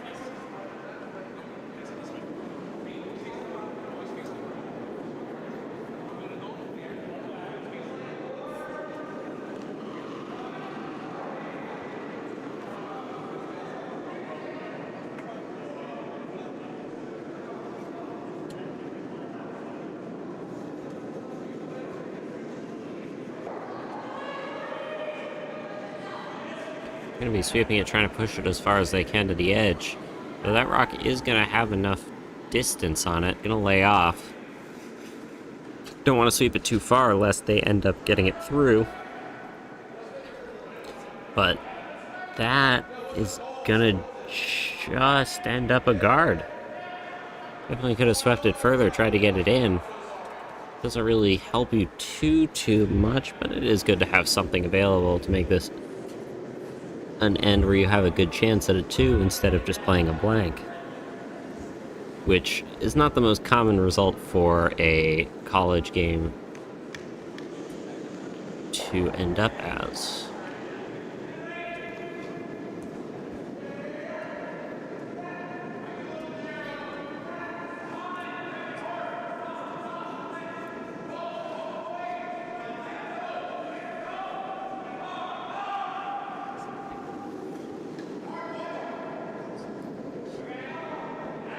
I'm going to be sweeping this, but really it needs to curl more if possible. It will end up being in the rings, but it will be pretty wide open, available for a hit, though throwing the other turn on those hits can be a little difficult.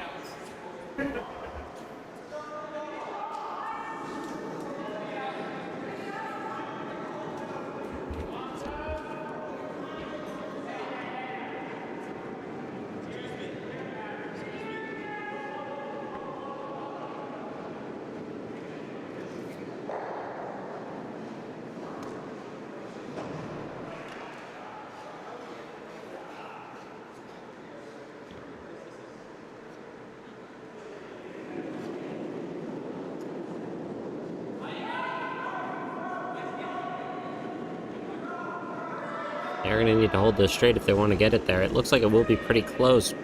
Trying to keep it as straight as they possibly can.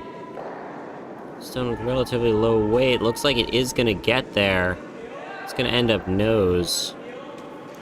Ideally, you want a little bit of a roll there, but you will not complain about that shot by any means.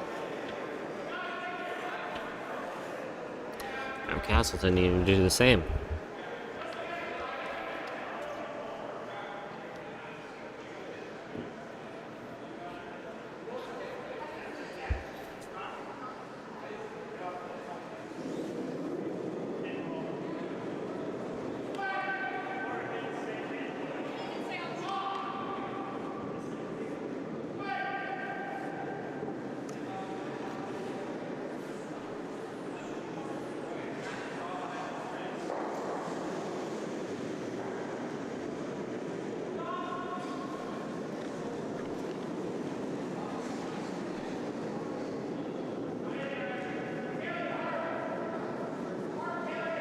Remy opting to throw a little more weight than Harvard did on this shot.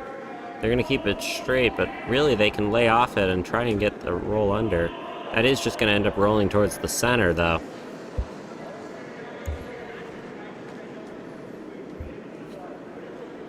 And Rose opting for a hit on this. Ideally, you roll in a little bit to behind where they have cover, where she was pointing there for a sec. I'm going to throw it down the center instead of throwing the other turn. Normally you tend to throw from the outside in, but given that they've thrown from the center a couple of times this end, probably the safer option. You know what it's going to do a little better.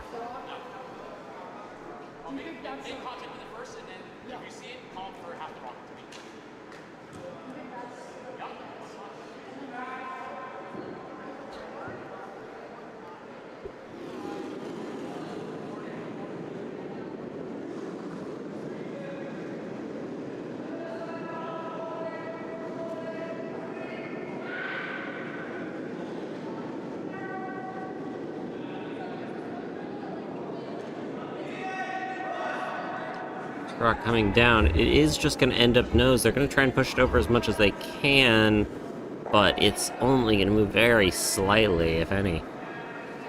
Castleton able to just hit this and roll behind. And once again try the same shot, but a little further up. There's probably even less room to do so. But in reality, you're just trying to hit this and cover it and make Harvard throw a draw as their last shot.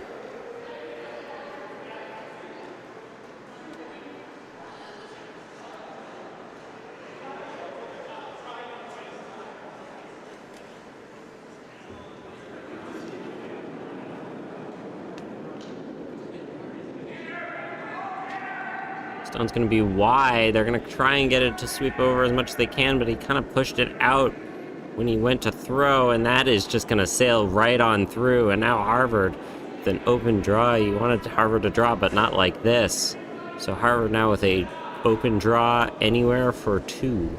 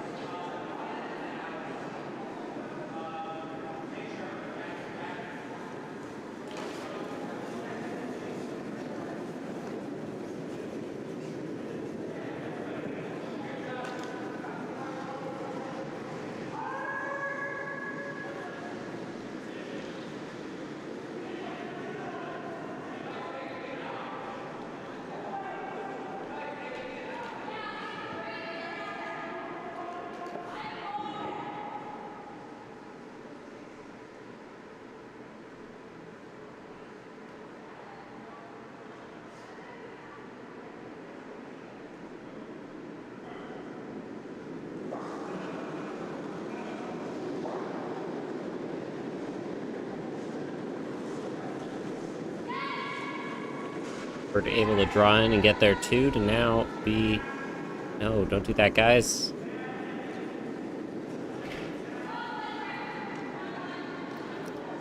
It is now tied 4-all. At Harvard moving the hammer sign up to Castleton, but that does not need to be there. It is 5-all.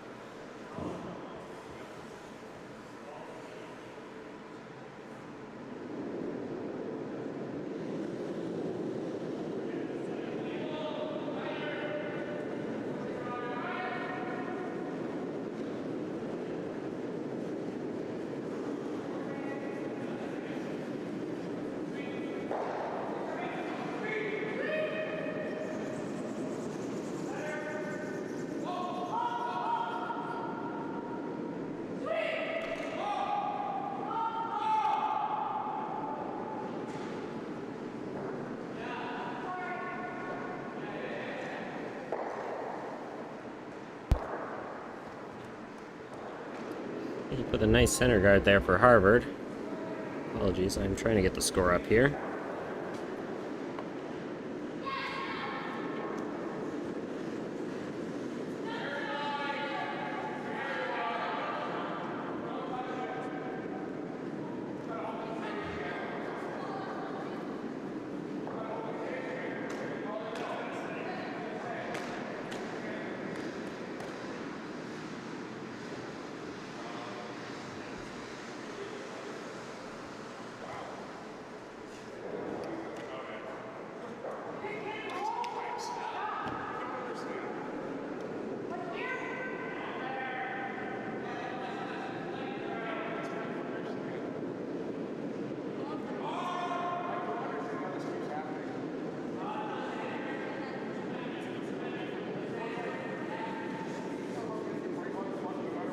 Playing into the 6th here, they're going to end up getting 7 ends in on this Sheet 2 game.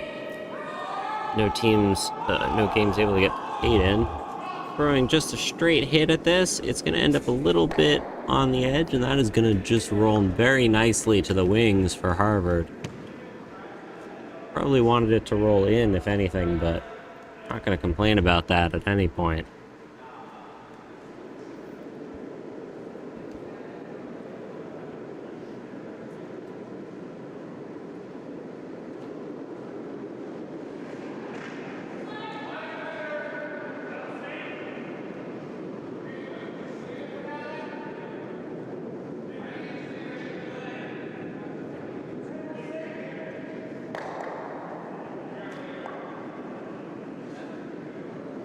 Stone is going to be heavy, and it is just going to sail right on through.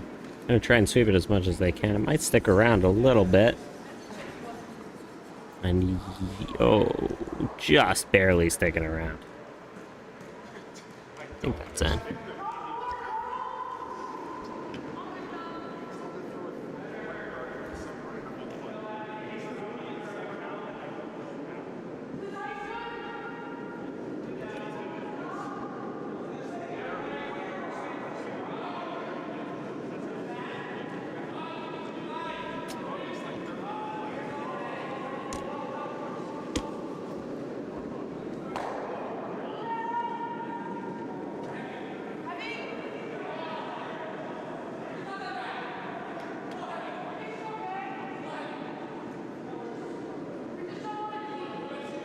Underneath the stone, it is going to move in and be a little on the heavy side, but it will end up pretty nicely in the house.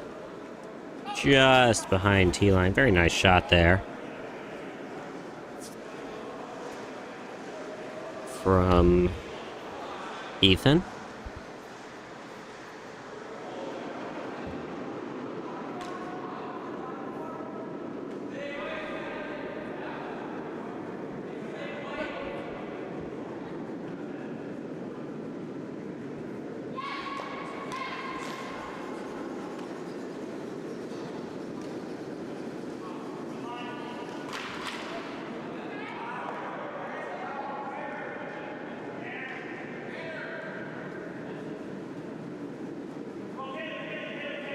Castleton desperately trying to sweep this stone in and get it behind that guard they have available from Harvard.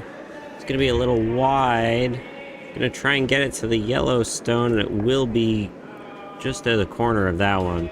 Bumped it back a little too much, maybe, but very usable if you are them.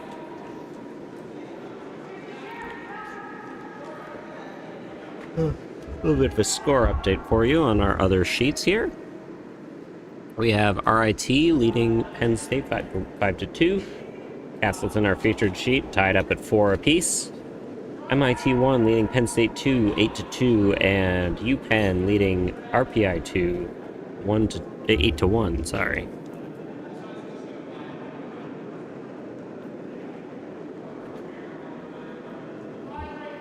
And this stone from Harvard just going to sail through a little wide if you're trying to hit that red stone.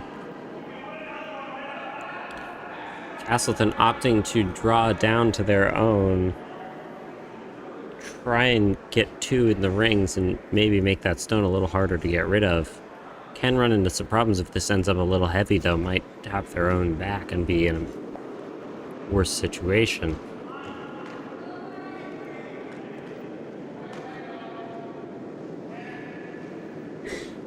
Gonna be pushing this stone, trying to get it to move over. Looks like it is it is on the heavier side.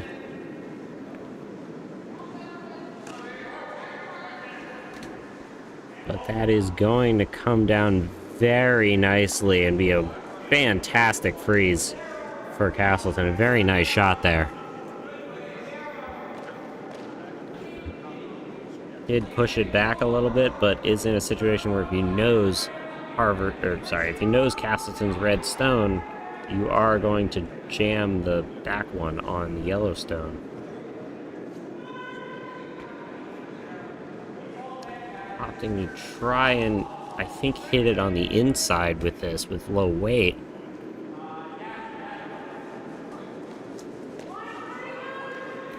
Looks like it is on the heavier side, though.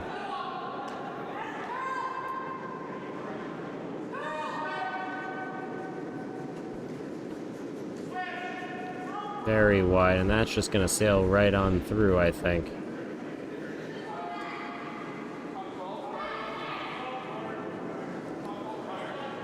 Now Castleton able to just put up a guard there, cover there too, and be in a very good situation here with Hammer.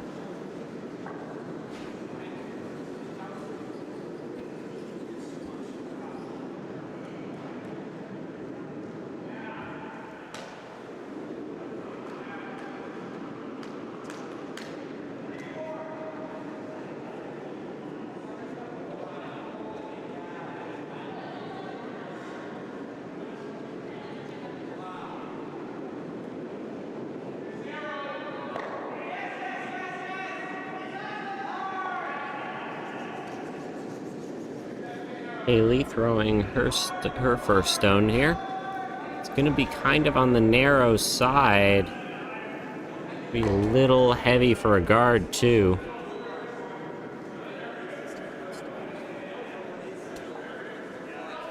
Gonna opt to push it in and just get it in the rings where they can, but a little on the outside. If that had ended up that weight a little further out, that would have been perfect.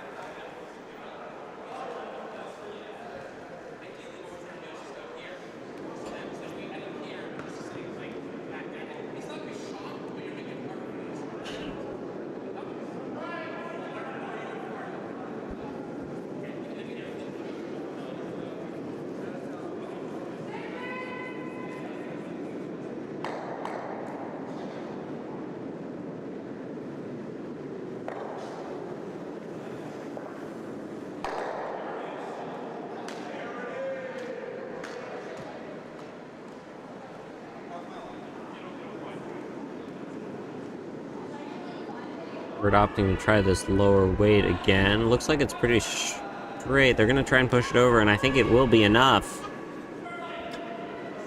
And now need to hold it straight. If anything, that rock is over curling, and in fact might crash into the top yellow. Didn't need to push that stone at all. And now that is going to stick around and cover the area that Castleton was trying to cover with their previous rock. Gonna opt for the center line guard now.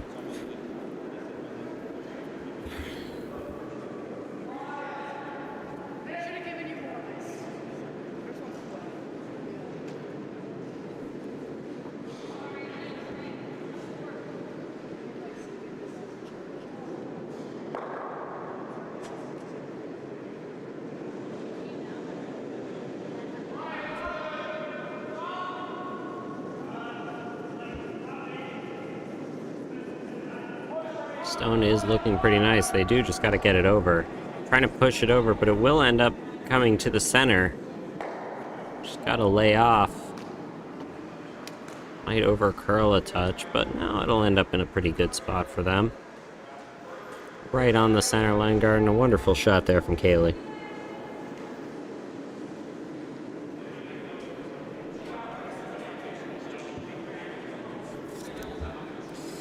Now, if you're Harvard, you really got to be thinking what you want to do here.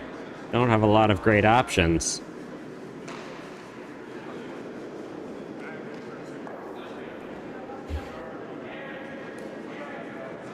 Something to try and run back that yellow stone. Very tough shot.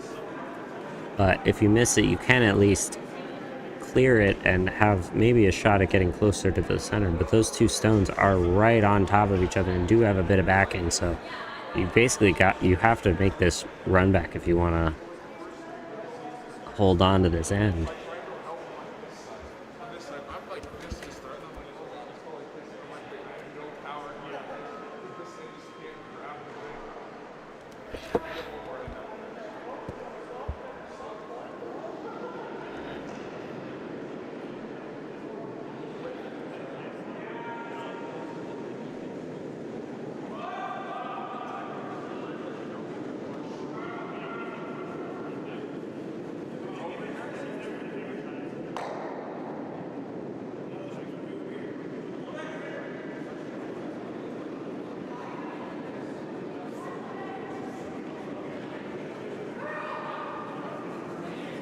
Looks like the stone is going to over curl a little bit. No, it will end up being in a very nice spot, but it will... Don't get enough of it. And that will just hit out some guards. Makes things a little easier next time, maybe, but those shot just so close on that. Very tough shot. Great attempt there from Rose of Harvard. And now Castleton just needs to place up a guard here, and they should be right on their way to getting there too. Not really very many chances out of 3 here. Well, they could have some options on their next shot, but really just need to protect those 2 stones because you don't need much more than that.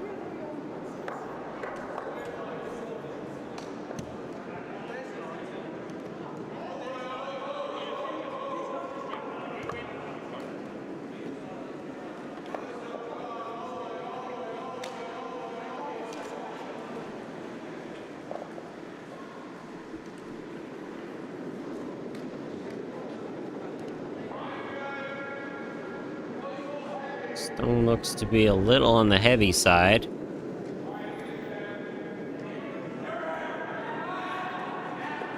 If they wanted to, they could sweep it into the 4-foot, which they might have to do here.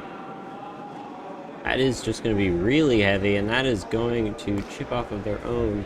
It will not be out counting. Oh! No, it will not be out counting Harvard's, I don't think.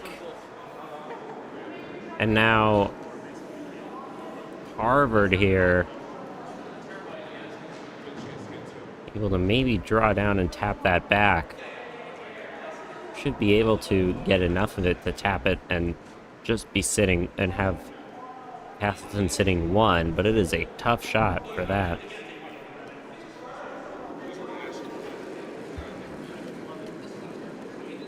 At the very least, you want to be on the outside and corner frozen to that stone there so that you can maybe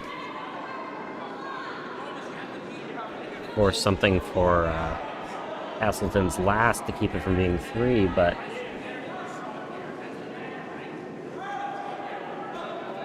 in a very rough situation and discussing a lot what they want to do here.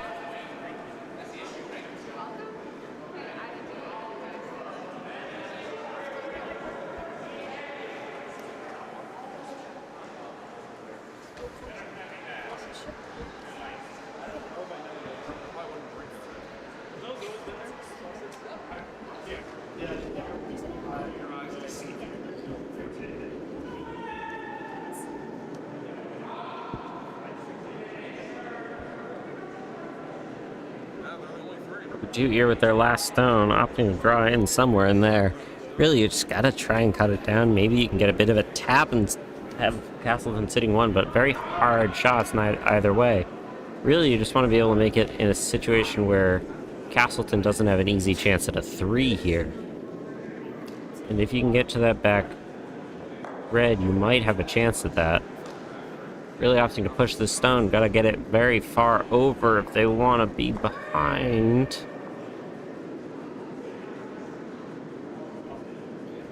That is gonna get past there, and it will tap the redstone a little bit, but hard to tell if it's 1 Castleton or 2. May just be 1. A very nice shot there from Rose to make this a much more intense end here.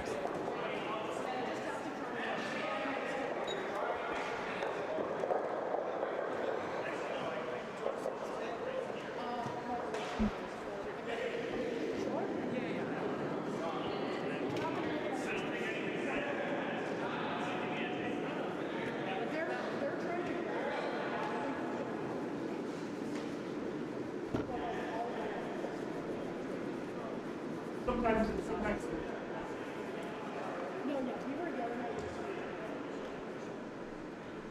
Castleton opting to try and come around and hit to this zone.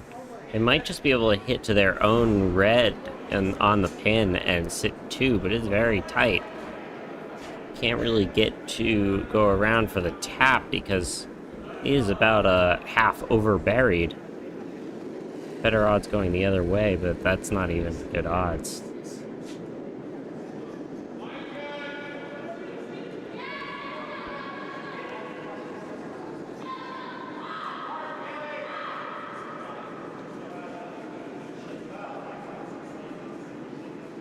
And instead, this rock is just going to be light, and it's going to go right into that center line guard. Seems like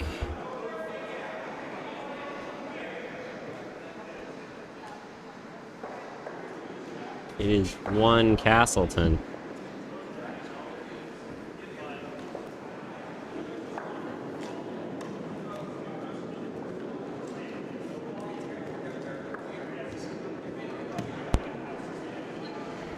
Final score update for you on sheet 4. UPenn beats RPI 1 8-1.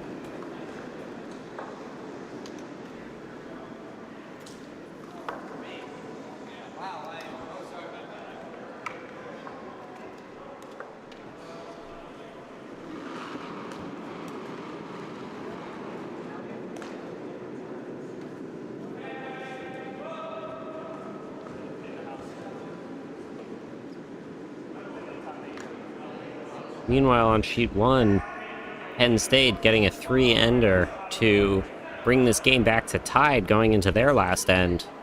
Tied at 5, RIT with Hammer. Getting a very nice center guard. And yes, that will be 1 from Castleton. Going to the last end here, up 6-5.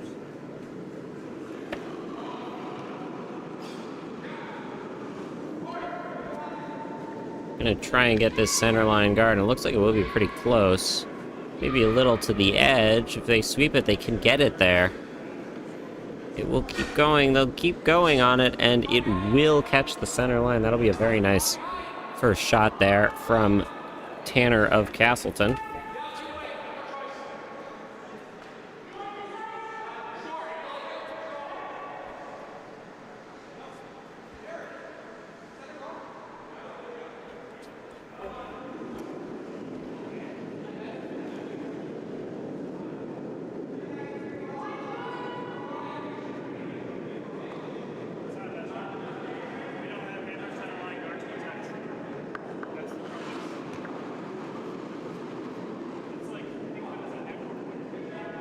Harvard's first looking like it's a little heavy.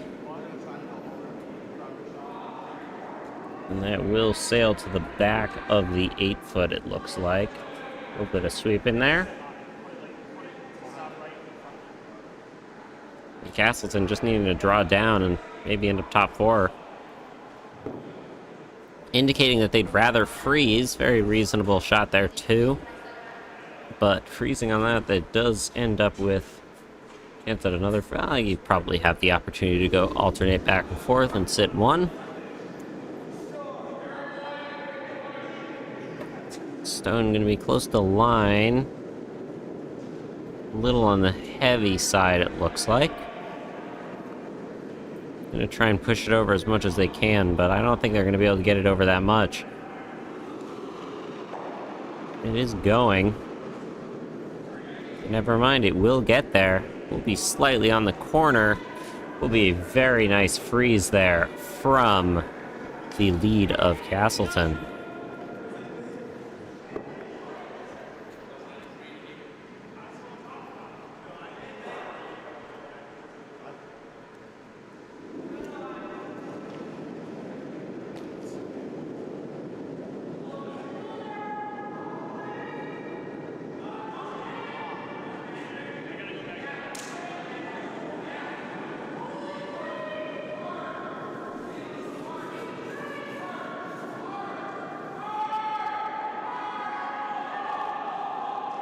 managing to sweep that stone by there, but it will actually over curl. That will just end up, it will be shot rock. But able to draw around the other way and freeze on that guy. To sit 1.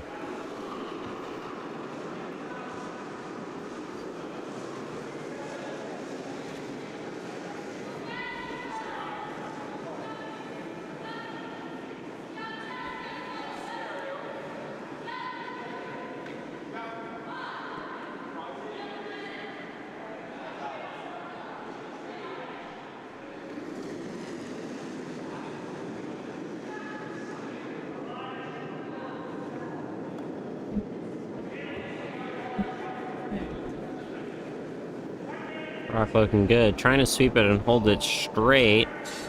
Got to get it by that red center guard. And they will get it past there.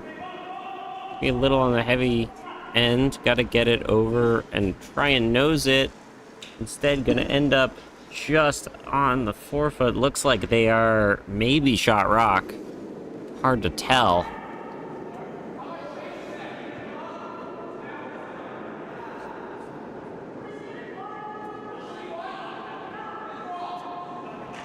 Ooh. A little bit of a fall on sheet 3 from Penn State, but looks like he's alright.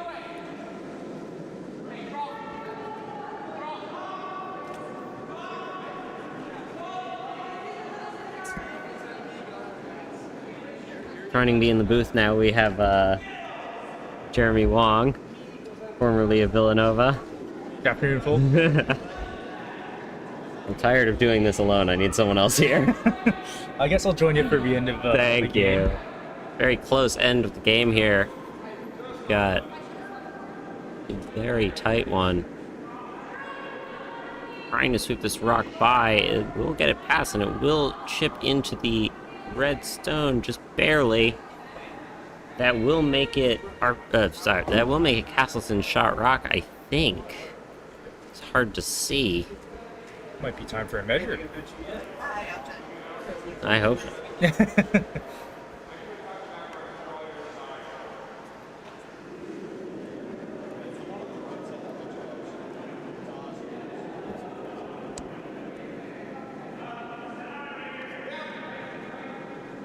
Had some very close games on sheet 1 and 2 in both of these draws.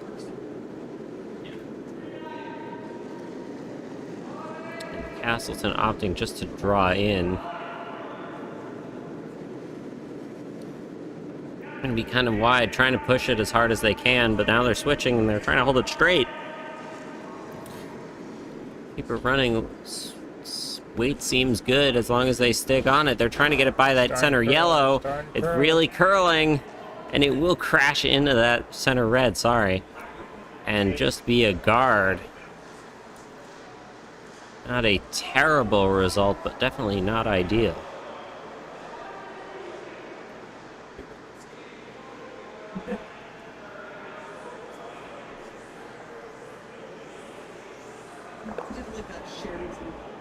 Now, if you're a Harvard, Isaac, how would you get to that button? Do you get to the button? A good question. I think you can draw around and get there, but it's really tight. The other option might be to try and corner freeze on the red stone that's in play and hit it out as the next shot, or just try and clear these centers. I mean, that's probably your safest bet. You got a couple of rocks to play with here, and you really got to keep it open if you want to try and get at least one here. Really, you want to get two, but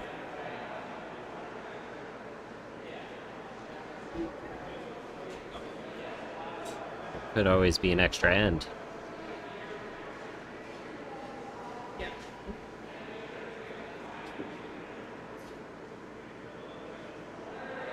Looks like you're lining up for a 2-guard hit, potentially. Yep, and that's probably the smart move here. I think should be able to get rid of these and would leave the red stone in the forefoot open. Easier types of shots to live for, right, Isaac? Oh, yes. Gotta make these doubles, and you're always there like, what am I gonna do? Stone is away. It's on a good line. That is gonna... I don't think it's gonna get Got both, the but it will get one. one. I will bump the other one, but end up covering the center. It makes it a little easier to get to the button, but only a little bit. So, not the best result if you're Harvard. Ended up being wide on that shot. Final score on sheet 3, we have MIT 1 beating Penn State 2, 9-3.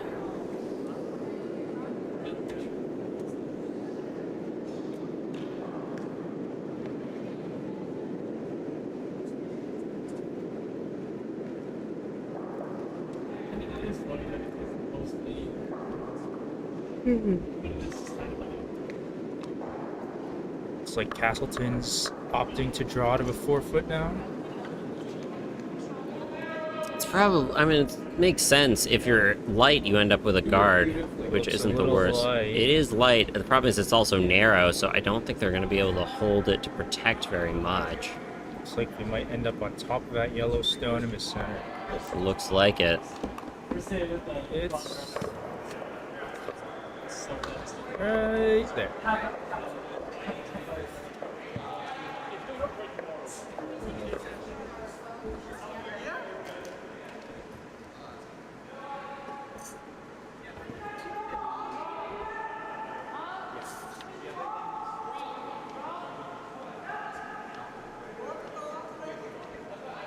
We're now down to Vice Rocks. We have Jason from Vancouver.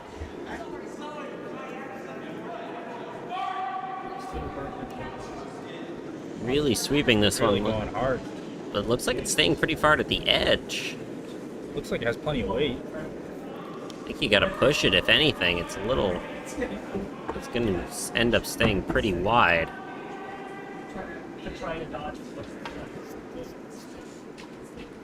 Trying to lay off it, and it will just end up... Hard to say who's closer on that.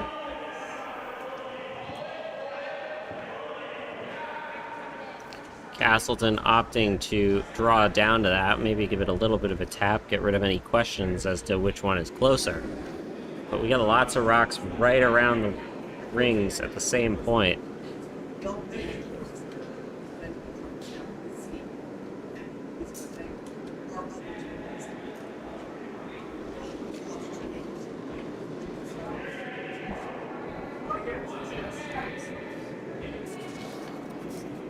Haley's last shot here. On a decent Looks like it's line. coming close. They gotta hold it straight if they want to get it by that center guard. They're really trying to get it by, and it will not get in. It will just chip that. Really gotta sweep that from the very beginning. Now, hard to say who's closer.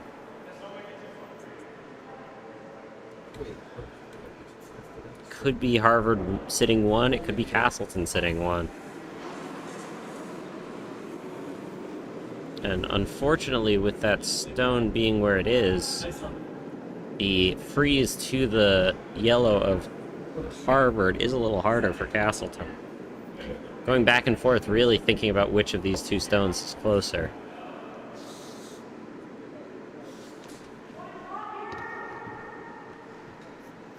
Opting, trying to draw straight to the button. There's a nice little pocket there, Isaac. To get that stone right in that white little circle on the inside for a button, it'd be sitting pretty nice right there.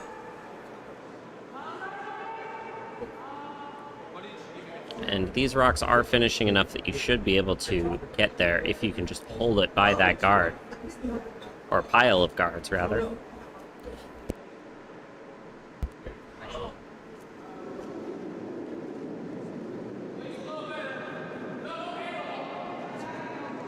It's got plenty of room. A little wide, if anything. There's a curl. Starting to curl now. They're trying to carve it now. Look at them go. Look at them go. Really sweeping it as much as they possibly can. They've got to get it there. It's getting really close, and that will end up being... I think that's shot rock, but it's so hard to tell. It's pretty close. I think that is...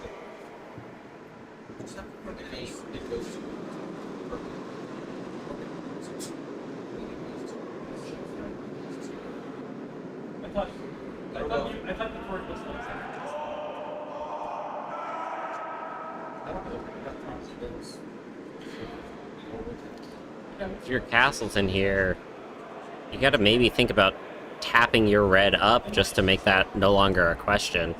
Try and hope you can get that one and come out of this game victorious.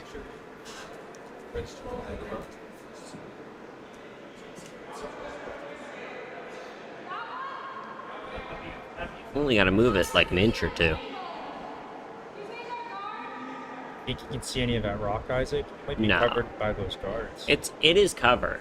It's covered. It's about what does the camera angle suggest? It's about a third over buried, but low enough weight you should be able to get to it, and you don't need to move it very far. Maybe like what, 2-3 inches at most? Yeah, you don't just get it a little further in. What kind of weight you trying to throw here, Isaac? I'm thinking Back four, Back if 4 anything. foot, yeah, I don't like think you that. can throw very much more than that. A hair more than T-line weight, but you're going to need to carve it a ton. these rocks have been swingy for sure. They have, but they have also stayed very straight to start. Interesting.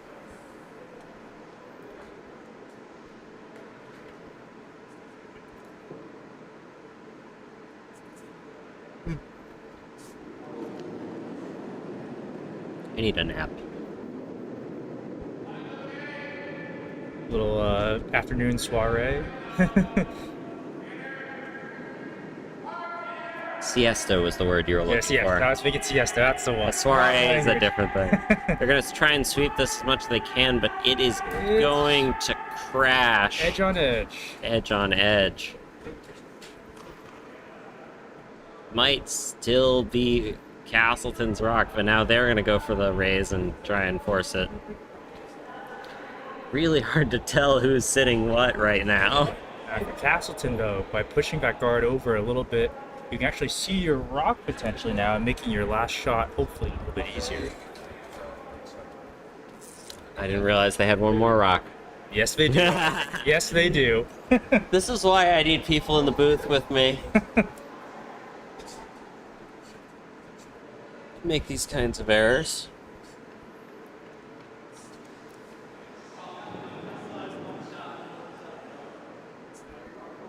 Looks like Harvard's trying to tap that yellow just off the center line, the top Yep. of the 4-foot ring.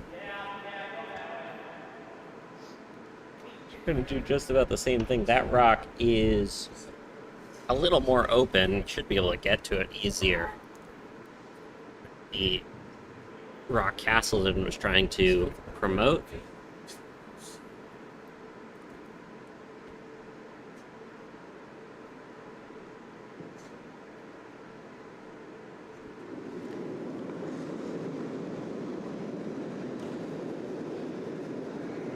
It's a little inside, Isaac. We got Victor sweeping, and he's trying to sweep it as hard as he They're possibly holding can. it. They're holding it. It's starting to cut now. Nah, that's gonna crash. And now Castleton just gonna have to try the same shot they threw.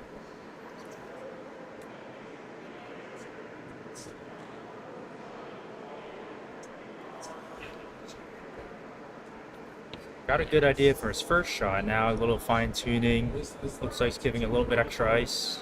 Final score on sheet 1, we have an update. RIT beats Penn State 1, 6-5. In a very intense game, tied going into the last end.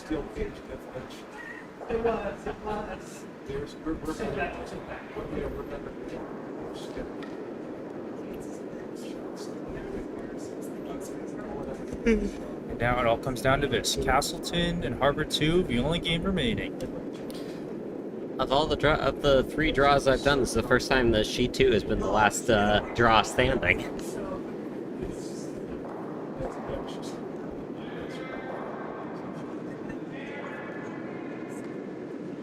On a good line. Trying to super curl now. Gotta make it move a lot. Starting to cut now. It Look will at that break. go. Look It at that will break. go, but it's a little outside. Now it's starting to curl though. Trying to get there as much as they can, but it is gonna just stay past and go through. And Curling. that is going to be. Oh. They're going to shake, and that is going to be a victory for Harvard. So I guess Harvard was sitting too. Talk about a game of inches, Isaac. Seriously. That'll be a Harvard victory just by the skin of their teeth.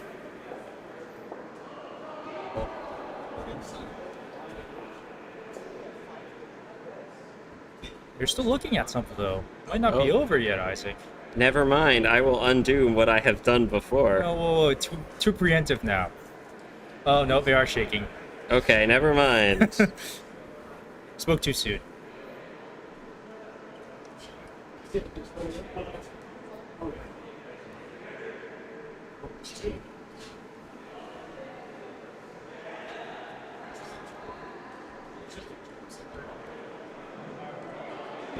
No, they're not.